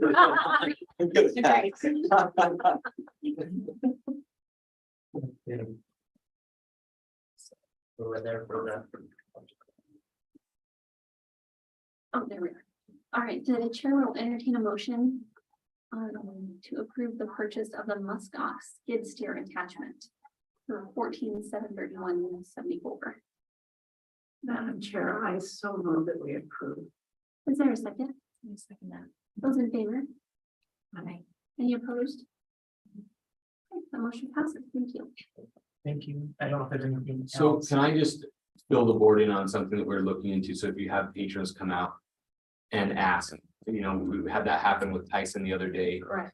And so I filled him in when he was here in a meeting, but we are starting to look at getting rid of coal, what that's going to take and what that's going to be. So if people come up and go, we hear that your guys are getting rid of coal, you can tell them we are looking into it. We've had a company come out this week. We'll have another one coming out next week that's kind of give us a run around on what they can do. We did run into a company that did do a proposal for the board 10 or so years ago, and it was a very interesting conversation with them. So basically, Mackey School District 2 years ago, EPA just came in and said, you can't run them anymore, middle of the winter, and wouldn't let them run them. And apparently 10 years ago, they tried to convince us that you need to start looking then, because they see more and more of that. And so they're like, you need to change, because eventually they'll come put a sensor on your stack where your smoke's coming out, if it doesn't meet EPA standards, you're done. So, anyways, that's what sparked, let's look into that. We've looked at some other things on coal distribution and stuff that's gonna save the board money, so. People are asking questions, yes, we are looking into it. Is there anything in the books that we're changing it right? Anything that could facilitate that? So when they come out and say you've got to get something else, don't they, as a government, wouldn't they give grants for that? Well, so there are grants that are out there, and there's some big grants that are out there that That's we, what I'm saying. If they want you to change, they're right. We should be yeah. very no. eager to help you. You would think, but generally, if the grants come about and you apply for them, that's how you get it. So we know of 2 grants right now that our grant, John Hogue is working on. And if we get them, one of them is giving out huge amounts of money. $15 million or something like that, isn't it? Yeah, and some of them have stipulations on what kind of stuff you can put in. I know one of them is like no natural resources whatsoever, so it's like a pellet burning boiler, but they're supposed to be like 98% efficient. So when it comes down to it, you know, we look at all those options, look at propane, what that's going to cost. I want to reach out to Mackey. It sounded like this boiler company had said that Mackey was first year, they were like, we spent so much money on fuel, but they did some things backwards. They put burners in and upgraded the coal burning furnaces that they had to propane, and that is like the least efficient way to go.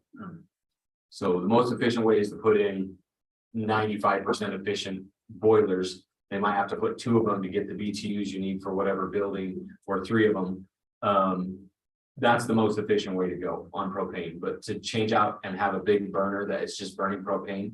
So they spent a lot of propane the first year and they were complaining about it, but then when they did their budget that year, they found that because they didn't have to hire the 2 extra maintenance people in the winter, that it all evened out. They were spending the same amount of money running propane and walking away from it than they were spending the coal. So I was thinking when we changed, it would be so much more, or so much cheaper, but that's not. I don't know that it'll be cheap. If we can do it where we're 98 or 95% efficient boilers, it will be cheaper. I guarantee that it won't be no $100,000 a year. And the nice thing is there's so many things that come with those systems that we can't do now. So our hesitation in starting boilers this year was because we spent $100,000 last year. If we can get a couple weeks at the beginning and a couple weeks at the end where we're not running, it's saving us money, because the minute that we turn them on, we're running 3-phase power 24/7. There's no shutting them off. So unlike a 95% efficient deal, you'll have the ability to go, hey, I only want the rooms to be 50 degrees between 4 p.m. and 5 a.m. the next morning. That cuts your propane bill in half. But the way systems are now, you have no way to do that. So those 2 companies will come in and they'll assess how much they need to do. And when we're talking grants and stuff, it would be the whole property that we would put it in for. So it would be here and Hamer, switching all that stuff out between here and there. But so people do ask, let them know, yeah, we're looking into it. You know, there's nothing concrete, but we're definitely looking to see if there's a way to get out of the backbreaking part of our heat system. That's an awful job. It is kind of crazy. I had to dig out a Gearbox? gearbox today in Hamer, and by the end of it was like, this is ridiculous. So you have to move half a ton of coal to be able to check the box. So yeah, there's just so much to it that would alleviate a lot of stuff for us. But All right, thank you. thank you. Thank you. Thank you, Dean. So the second spending one would be a request for an emergency alert system. This is one area that we found. Some people might look at this and say, well, wait a minute, you already have a PA system. No, we didn't. We upgraded the PA system to have the emergency response from the classroom. But in the event of a lockdown or an incident on campus, being able to communicate that when it happens and for every employee. What this system is, it's called the panic. I didn't write that down. There, Panic button. Panic Button app. So it's an app that goes on a phone and it's a communication system that all employees would have. Mr. Williams, I attached the information flyer. Oh, thank you. So no kids. No, No, here it is. Thank you.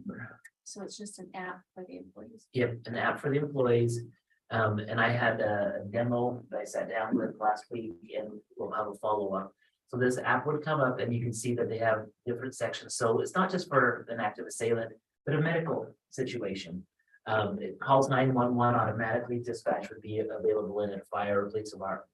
And then staff assist is another one that we can go in and have different things. So we can utilize this tool as a safety tool. That's not just for active shooters, but I need help on the lunchroom, or we have different places when I go into the system and we can identify which staff members are trained in CPR. And if there's a CPR situation that comes up, that shoots it out automatically to those staff members that are trained in CPR that say, please go to the gym. You know, so this is the key that we're missing. This is an app that Madison School District uses and Jefferson School District uses. And when I was at my Jefferson County sheriff's trainings, we were talking about this. This would make sense for us to also look into this specific app as it's similar with what they're using there. And so, go ahead. Does this look like something you could use from the new safety? Right. So this one wasn't included in the safety grant, but this one would fall under the umbrella of safety for the bond that we still probably have. Okay. And so that's where we could, because there are potentials that the way that this could be used to connect door locks, which our door lock systems aren't there. So these are all different things that have that capability. The other part that, so the admin that have access to this, when a situation or an incident comes up, the admin, which would be either Carrie, myself, I'd probably be going to wherever it's at, but Carrie would be able to pull that up, and this could be shared with first responders coming in. But there's also a status check. You can see down here in the corner of that where it says status one way or another. We could send out a status request to say, tell us what's going on. And so the screen actually has a picture of the campus. And the guy that was showing the demo, it's like, let me show you what this looks like. So he did a status check at his house. So I could see his house where he was presenting back in Kentucky somewhere. And it sort of, and then a little icon popped up, and there's either a green, yellow, or red indicator with the level of need, like, hey, we're all good. And so if we had a lockdown, boom, we have a lockdown, we can have a status check. Tell us how you are. Teachers have them in there. Right now, teachers are in with their students and they're thinking, what do I do now? What's going on? No one knows what I'm doing. Status check, the teacher can hit the button, green button. We are all safe. We are locked in. We're fine. That status button would come up.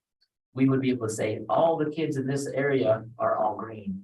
Where's the green button? We don't have it here. well, so it's on a map, It's on a map. and there are pins on the map Okay. identifying the employees. I don't know if it has, Oh, okay. I don't think it has it on this one here, but it would be the person would be able to see that. So did you say that every time one of those buttons is pushed, 911 is notified? So, yeah, it is. This is on their personal It's phone. on their personal phone. Yep, so you But can't have anybody like their own kids messing with they it. can't off You of have the to cameras, I think you have to. No. off the app, don't you? even better than that. So we outline the area that this can be set off. So it would only be set off on the campus. Okay, so it could not be activated from Mhm. someone's home if their kid has their phone. No. If they have them here at school, I guess it could, but you also have to hold it for longer instead of just like an actual touch.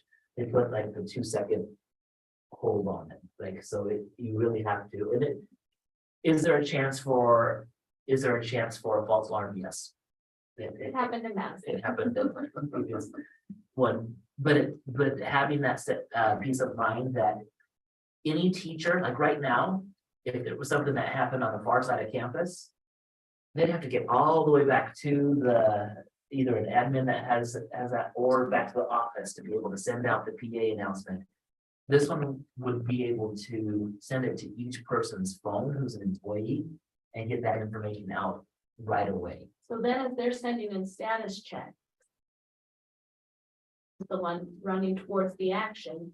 If I'm at the computer watching that status check, I could communicate with him. There's danger in the junior high hallway.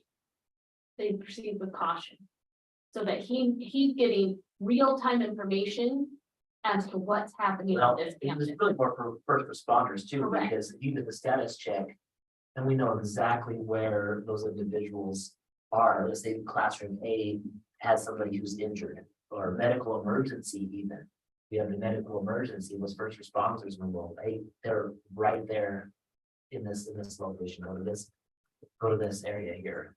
So you pay this amount for this app, how long is the app good for before it needs to be? So what it is, it's annual subscription of $3,000 a year for a school our size. After the 15? No, that's for a 5 5-year. Five years. So 15,000 would be a 5-year subscription, and then by then would be out of the bond, so we could use the safety bond money to give us 5 years. So those, And then we could do a yearly contract of 3,000. okay, so you have to lock in at 5 years. No, We first. don't. No, we were just doing that. we could, Bond money. we could come in. We can give it, that gives us the option to use bond money to do that.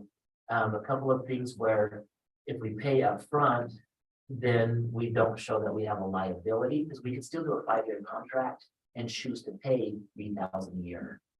So then each time we get our audit report, You'd say that there's that liability. So either way, and again, whether that liability is there or not, we understand what it is.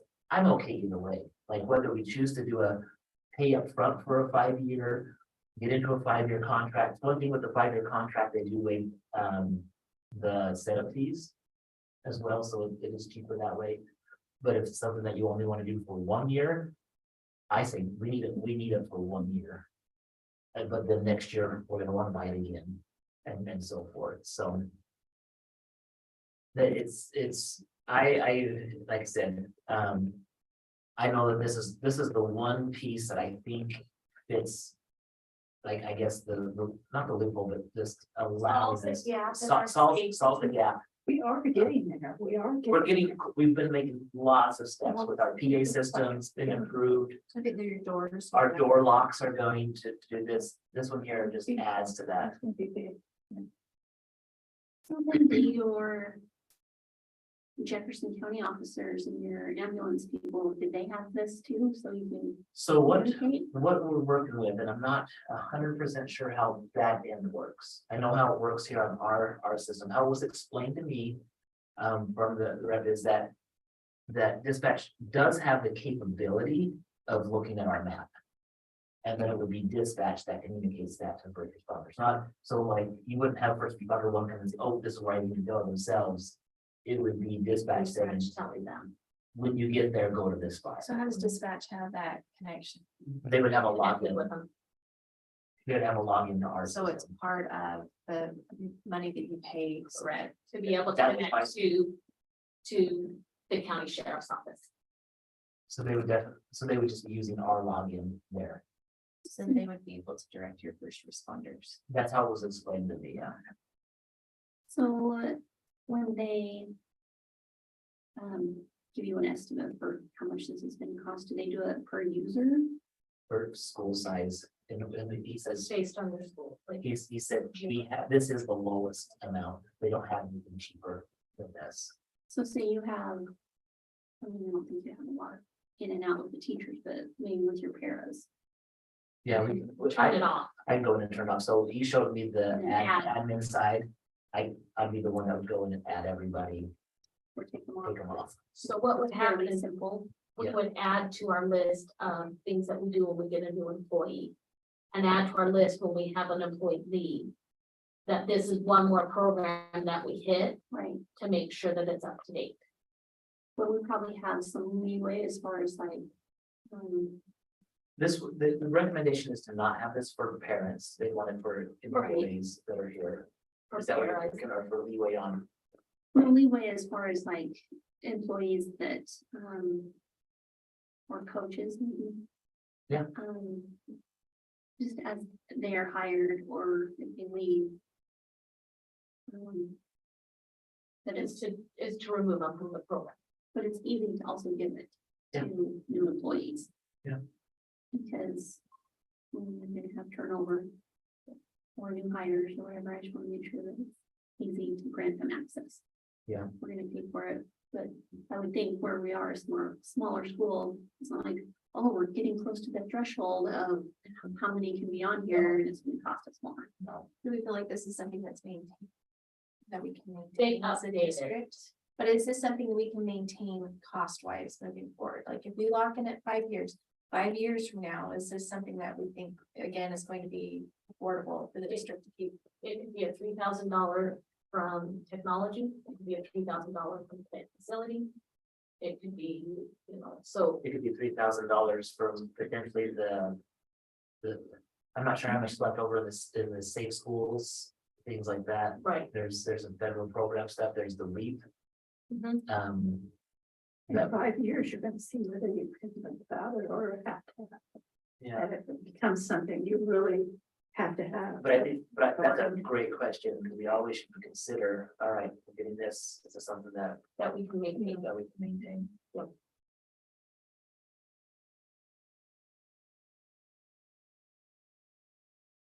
Because it is a significant investment.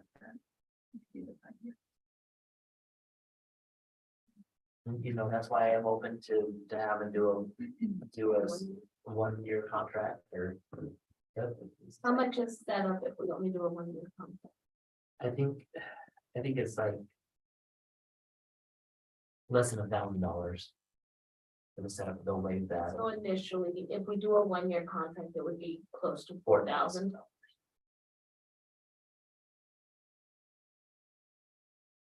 And then after a year, if you wanted to renew and go longer, then You probably could do a 5-year on that. We have to do like some kind of training with everyone. Now, the thing on the training that they would have is, we can use this during our lockdown drills. And the part, I would need to show you the interface, like. And so it records all of the communications on where they're at. And we can store that and say, this was October's safety drill, and here were all the things that we had. We can have this on a day when there's no students here. I can say, okay, teacher, we're gonna set this off. And I want you guys to check in. I want you guys to have, there's so many different things that we can do to enhance it. Create a scenario. You could, you could give each teacher an envelope as to what their classroom looks like. Or just tell them, we are using the safety app, this is what's going on, you don't know anything, here comes the information from the office. So, You know, I love it.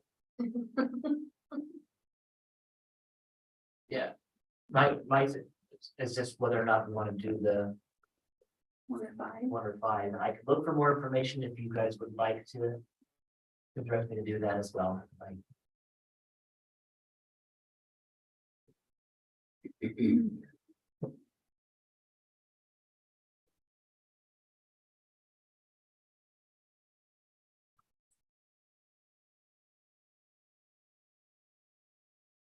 this was the quote that was given for That's the 5-year one. the 5-year.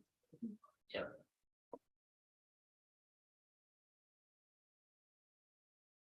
I guess that kind of goes along with our bond budget update.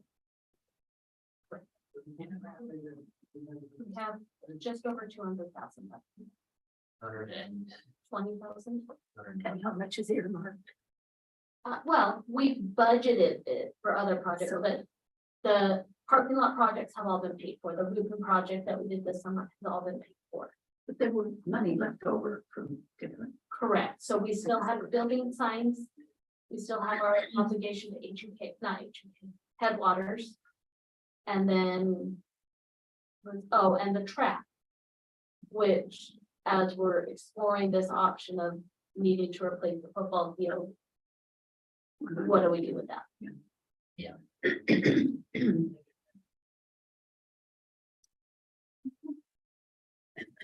Would you feel more comfortable with the lesser amount?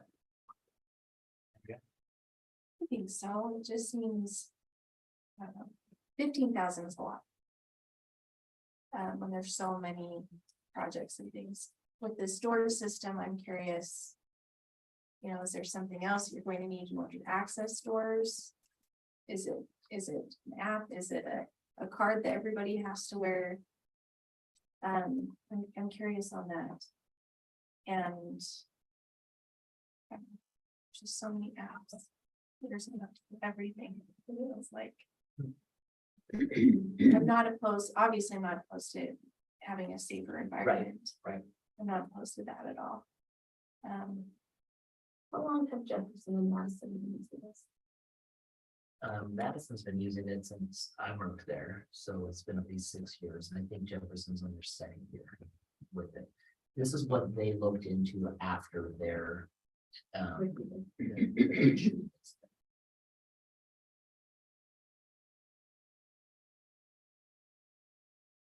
So, like I said, we can, if we're not comfortable on voting on it now, we can table it. I can get more information on other things as well. I would kind of like to see how it works. Do you want us to get down the road? Yeah, I'd like to see a demo of it. And if we needed to, we could always request a special meeting before the next one if we wanted to do that, so. I think we would like to look into that. No, how do you? When is, you have another meeting with them, Shane? On Monday. I have Would it, they be able to show us? I think you'd be able to, I can email them and set up a time that would work for you. I don't know, how do you feel about it, Benjamin? You know, like we've got the money right now. The 15 to pay for it and be done with it for 5 years. If it's something that you're recommending. That's a missing piece, and if we need it, then let's pay now and not have to worry about it for years. But I understand. Yeah. Everyone's all right. I want you to feel comfortable with this, so, like, it's hard when I'm putting together a demo to come in, you know, with a recommendation from here, but I think once you see it. But again, I'm not gonna be, as a superintendent, I recognize that there's no reason why we can't table it now. True. And still come back and still have that same recommendation. There's nothing wrong with that. It would just require just an additional, you know, posting for a special meeting and going forward with that. So that's, How quickly could they get it up and running? he says that it depends, that comes back to us on how fast we put our things in. It'd be 2 or 3 weeks. So even That's then. good. Even then, we could have it, but. Like I said, the decision to do this doesn't have to be quick, it's just something that after yesterday's. Lockdown, this is what we saw would be necessary, so. If that's the motion you'd like, I'd be okay with having a motion to table this until. You're able to see a demo on it.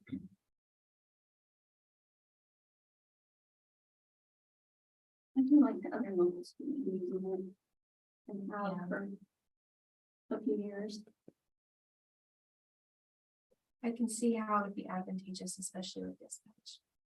Yeah. Being able to get direct. You know, and that might be something I could follow up a little bit more, because again, I had the explanation from the person, and maybe I can ask more about that to see how does that work with this. And I don't know if that's gonna be the final decision on why we would want it. Yeah, that's a huge piece, but the ability for a teacher to set off the warning to everybody from wherever you are at.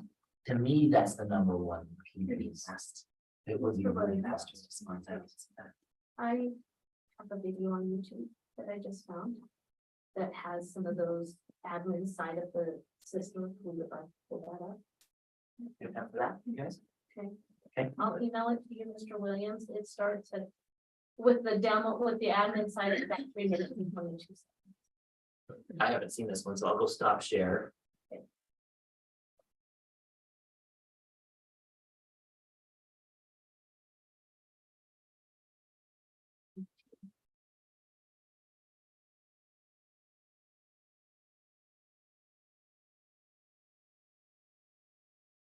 This looks like it was done for probably a school board meeting in New Mexico.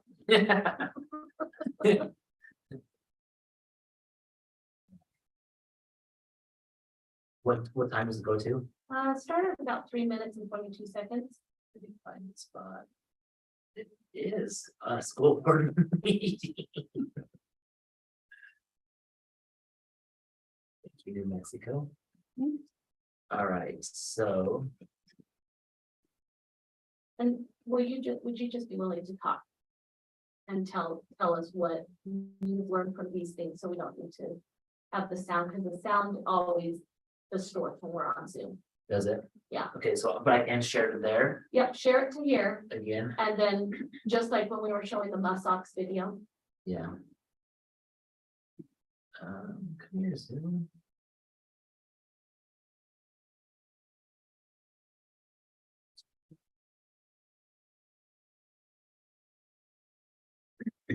Share.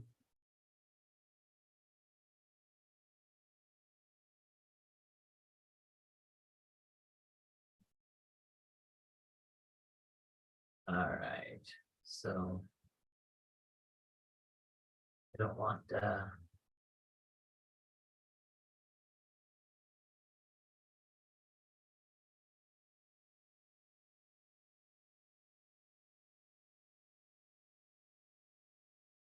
So they showed me this part. This is the part where we can customize some of the elements of the app to what we need to do on that one. So who receives the notifications? Who it's coming Who it's coming through, what it's going, you can see that they have the all staff, like who does it go to? Does it go just to admin? Does it go to the teachers that are AED and CPR? You know, they even have COVID response stuff on their back end. So is responder the 911, so it wouldn't have to go to 911? There's different ways that you can communicate it without going to 911. There are different parts of it, but any of those top buttons will. And so I think he skipped this part here, but it's the main building. So this is where they would go in and have set up the system on where the location, and you can see the little map locator. I hope this is the one that they go to with the map locator on that. Floor plans. Go to that next one. Simple scannable internal communication. So this is the communication where you have 10 different things that you can put in there where we can say that kind of help me do this. And so these were the ones that these will not go to 911. Okay. These are On campus. these are all it's lightning outside. Get in. You know, you can see This would be really helpful. missing child. Like we lost a preschool student. Help us find this. So if there was an issue at the elementary, It we would go. go into this, they can have it go directly to It, certain individuals. that Yeah. they We would want. earmark do the admin are. It's, yeah, that would be better than everything going on. And, tags. and I'm glad we pulled this up because that, I can see on the script or explanation that I was giving initially, sound like everything's gonna go to 911. It's only those big apps on the front that if you click those are gonna automatically go to. So do you think this is more confidential, like within the realm of work? Instead of sending a text to somebody, explaining what the Absolutely. problem is, and then let's say you're, And somebody reads your it text. gives you that record. And the record is, we can go back and find everything from the school site. So this is the status checks on this. So you can see, this is the campus that they had, and the employees will have I'm fine, safe, you help get that with the. And so then these are the individual messages that they'll be able to send back and forth. And so the one that I saw actually it wasn't a map like this, it was actually a picture of his house. So they probably So they improved put it. the floor plan in. They put the floor plan of the school, there it is, and you know exactly which location that they go to. So if there was an incident on the playground, then they would be able to contact. Yep. It would go to the playgrounds. Looks like they talk about this for a few minutes. Here it is. So this, yeah, this is what it looks like right here. So I don't know if I can't zoom that, sorry, Nedra, because this is just there. So Shows you the location. shows you the exact location. So right here in this one, they're doing an example of a fire. We have a fire at that location of this, that's a neighborhood. It shows you the exact location of that. And when they zoom in on that. Yeah, there we go. Yeah, thank you, Carrie. Can you two still see? But the Panic app can only be activated inside of that blue area. Oh, So that's the area that they choose on where it can be on that. And so and then there's the message, fire was sent out, you know, so those are all the different things that. And let's see what the next one is. So we'll talk about that for a little bit.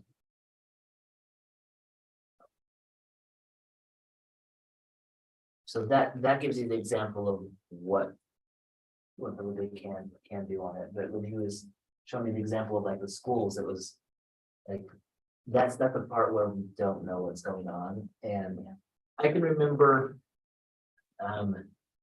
previously working in this district, there was a time where there was a bomb threat or a threat that was interpreted as a bomb threat in our district. And so this was before I worked here. And the scariest thing was when I talked to some of the employees that were here was that lack of communication. Because it went over there, they didn't know, do we need to evacuate, do not evacuate, what do we do? And so this would be something we like, if you had that, this is where we can put that information. in. Well, and if you can identify certain people on campus that can help with a specific situation. Yeah. I think that would be. I can remember even like when at my elementary school prior to working here, we had a kid that disappeared. Yeah, they disappeared and we're trying to figure out where are they at? Well, what are they wearing? What are they doing? How do we get the information out to everybody without also getting on there and say, please go look for Johnny? You know, Right. This would be the way to do that, so.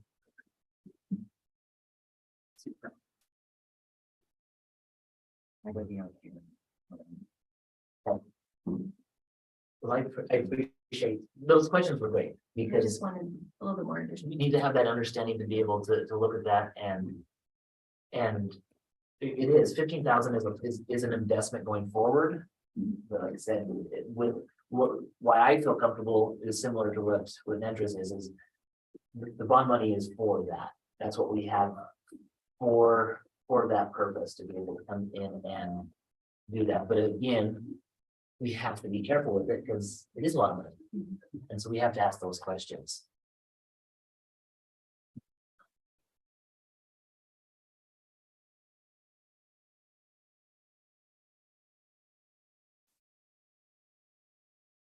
The chair will entertain a motion on the purchase of an emergency alert system. You can fill in the details. You want to do it?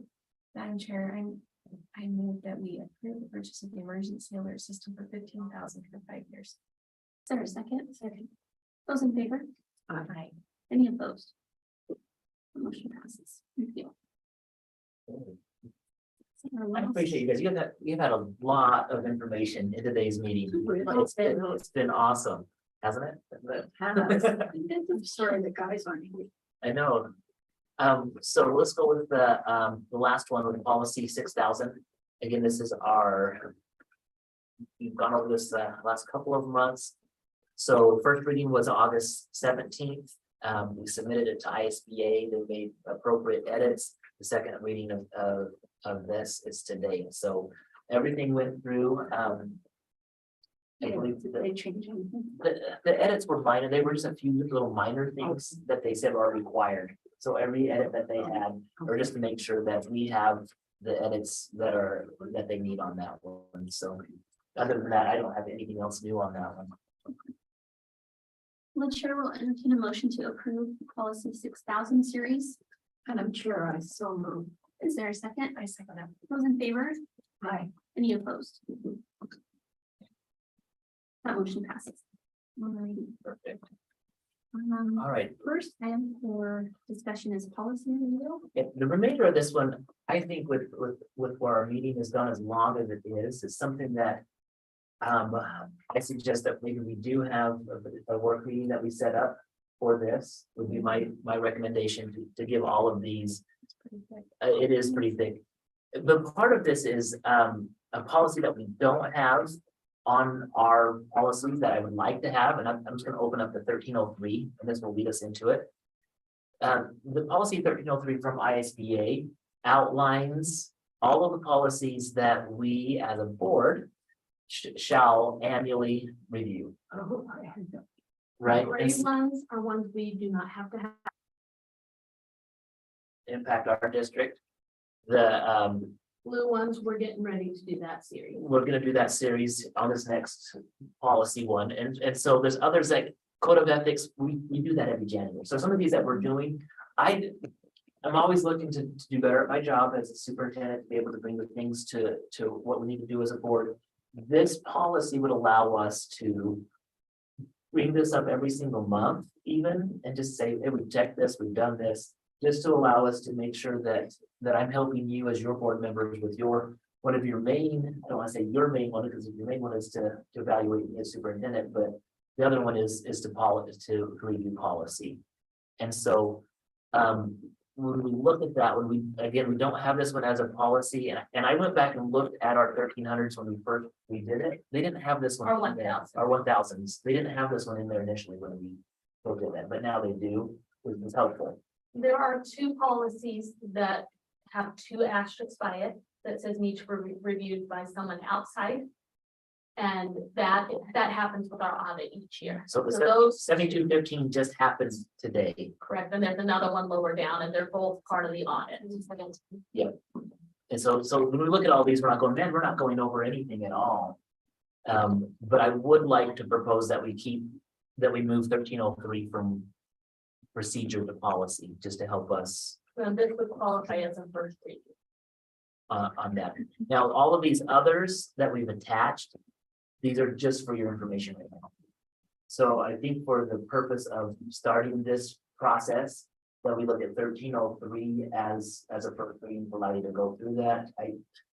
And then these other ones are just for us to go back and reference to look at, to say, where are we at? So the ones that are attached are the ones that are right here. Right. We don't have the first two. The first two, one is your code of ethics, Oh, that- review. And the second one is calendar, which we do every April and April, May-ish. But there's nothing written as a policy. There are, but we've already reviewed them this year. In the last 12 months. So the policies you have are the ones that. We can give you those. Oh, well, I don't necessarily need them, but I just wondered if Right, there wasn't a policy written on, but there is. there are policies and we go over them at specific times of the year. Yeah. These are ones that. Yeah, there's a couple of these that as we went back and looked at them, they were initially when we went through this under procedure. All of those I'm going to propose that we move them into policy. Just if we have a policy to review the policies, we gotta call on the policies. Well, it's So- to review policy and procedures. That's what the policy says. On board docs, I also attached the secondary handbook. So that we can compare our drug abuse and our discipline ones to what our secondary handbook says, so that we make sure that the policy and the procedures are in line with each Yep. other. And you can see, as you look through that list, and I'm gonna, with my mouse here, Do you want a hard copy of the handbook? Would you like me to print the secondary handbook? Or as you're going through those? we can get her some. Yeah. Yeah. Well, if I print it, then it'll A work meeting to go over these, are we wanting to do it before the end of the month, or is? this No, something we- here's the thing I think we Is can it do. pressing? I think we can do some, as long as we're working on them, we're okay, because this, like. Yeah. The restraint and seclusion sample, when We have to create our. it comes into the, Give them to me as we work on them. yeah, as we go through that, so. So they came out with the law was passed in the legislative session, and then they said by July 1st, you should have these all in. But then we were still waiting, in the middle of, the end of August is when we finally got this policy, now we're just barely into October, you know what I mean? So as long as we are discussing them and moving in that direction, we're okay. But, yeah, because you're thinking, we should have had these all done, it can just be Do it. just throughout, so that was my whole purpose. I So, saw all those on there and I thought, oh no. Yeah, we're it's gonna be- a long board meeting. we're gonna get dinner for you guys. But so really, the 1303 is the one that we want to have as a first reading, move that into policy as soon as possible, because that's just gonna outline what we do with all these other ones. Okay, And one thing that Shane and I do as we get our agenda set for the board meeting, we will go look at the years before. So we've looked at October's board meeting from last year when we were creating this year's agenda. So when we get to next October, this is gonna pop up as, okay, we need to figure out when we're going to be reviewing these policies again. I will promise by my 20th year of this job, I'm gonna be able to go through this, so. y'all stay with me. Good, you won't have to. Yeah, I don't know. The other two, Madam Chair, I can just quickly talk about, so bond and ESSER project update. So we did mention during the discussion on the safety app, that there's 225,000 remaining in the money, in the bond funds. The ESSER projects, I applied to the state to be able to utilize ESSER funds to cover all of the Hamer well projects, and it was approved. So we'll be able to use ESSER funds, so the Hamer well project won't come out of plant facility, it won't come out of bond.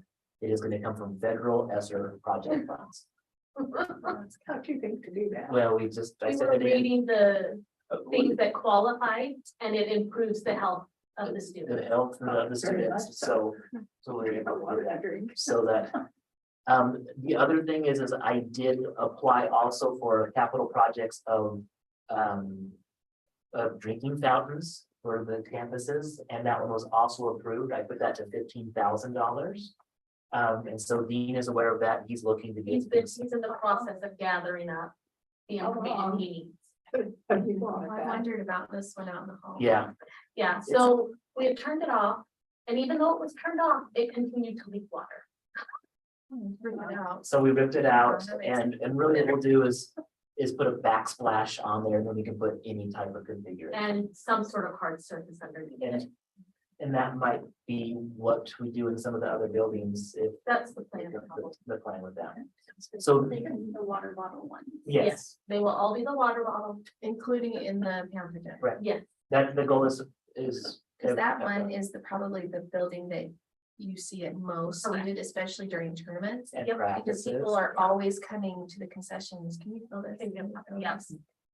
Yep. So that is one of the winter projects that it's going to be working on. So with our ESSER projects, one of the things you see is like, even in our budget report, and you look at the state, maybe you say, oh wow, West Jefferson has $400,000 of ESSER money that they haven't spent yet. We have been drawing down those, like, so how it works on the grants, we spend it first, and then we send in the information to say, hey, we spent this, now give us our money from that for the reimbursement. Right. And so, you'll hear, different people that are saying, these school districts haven't spent down their ESSER funds. Part of that, if you pulled it right now, it would look at it and say, well, West Jefferson has a lot, but with these projects that we've already allocated and we've been approved for, We just need to draw down. we just need to draw down, and we're about, remind me, it was a 40 or 60 that we have left. I think close to 60, but we haven't sat down and go, that's our It might be estimate 40 that we haven't spent yet, and the that we one. haven't allocated. The other thing that I heard at one of my superintendent meetings is a lot of districts have utilized ESSER to guarantee or use for employment. We haven't done that, which is going to, when that cliff falls off, they're gonna have to figure out what to do with those employees, whether they fire those employees or not. And No so, ESSER funds have been used on projects that need ongoing. so our projects are all things like infrastructure and things that will help with that, so. What have we allocated for?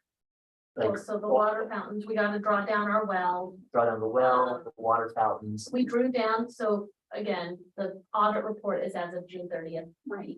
We've drawn down monies Since- from it since then. And our goal is to have all it, almost all, if not all of it, taken care of before the legislative session starts this year. So the PA system, all the speakers, everything else where we can communicate to both buildings. Those things all were ESSER. All of these interactive TVs in every single classroom, all were ESSER monies. I believe we purchased some of our Chromebooks also. Not Chromebooks, we got teacher computers. Teacher with that computers. money. So those were the types of things that we look at. And then carpeting for the Hamer, carpeting for the junior high remodels. And that's why there's been, that's why we've been able to do more roof projects and things that we weren't initially going to do. And so that's why I wanted to have that update, that we are spending it down, but those are the projects that we've been approved for. Okay, the last one is an open enrollment report that kind of connects with some of the changes up here. Nothing's really changed with our out of district. I think we're at 105, 104. We've always been between 110 and 95 people from out of district. But we are required to now put a report out that says how many open positions we have, student positions, student seats. So yes, it's just another report for us to put up there, so we can be transparent. And we come, so we will need to revisit another policy when we've talked about our class sizes and the class sizes that we want. And because it's going to connect to that report. With that, we'll have to decide what do we want to do for what's the size that we have, but really it's tricky because once you start the school year, like for example, with our split level 3rd and 4th grade classes, we don't really want to have outside 3rd and 4th grade classes, people coming in from out of district. If we've already, if we don't have a teacher. Yeah. And so those are just some of the tricky things that we have. Part of that open enrollment report is also put on the IC report that we just submitted to the state. So there'll be things that will come out and say, well, West Jefferson has this much room here, but no room in this classroom. Right. And part of that is because they say, well, wait a minute, they have an empty classroom over there. Why can't they put kids in it? Well, we don't have a teacher hired in the middle of the year just to take that. But this is more of this open enrollment report, I think, is more for your urban areas. And also you also They're have, turning students. because it's also an open enrollment inside the district. That's where that law came in, is they want people to be able to say, They want them to have school choice. you want to have school choice, let's allow it. More than likely, we're gonna let people in here if we can find a spot for them, but we have to have a report there. So I'm doing my best to have that report out and ready, being compliant and just working on that.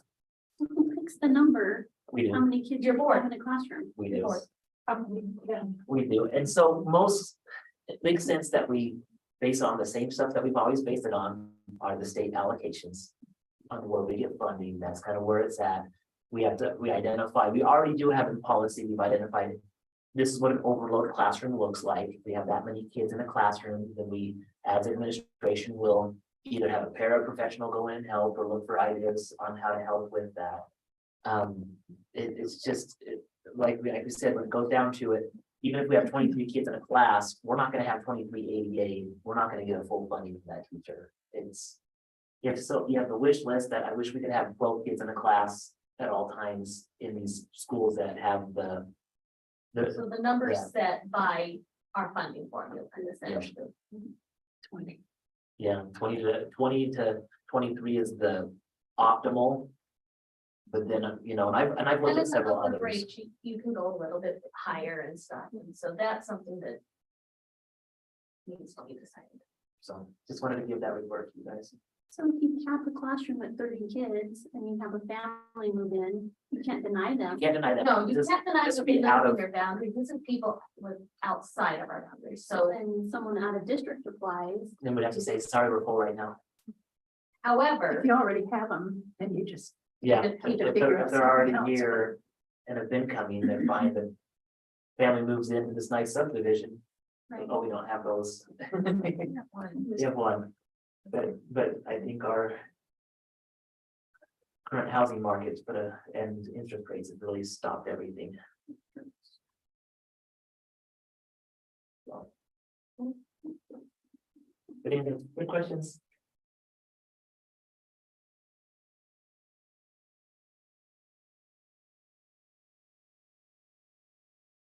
All right, the floor will be open for motion to adjourn.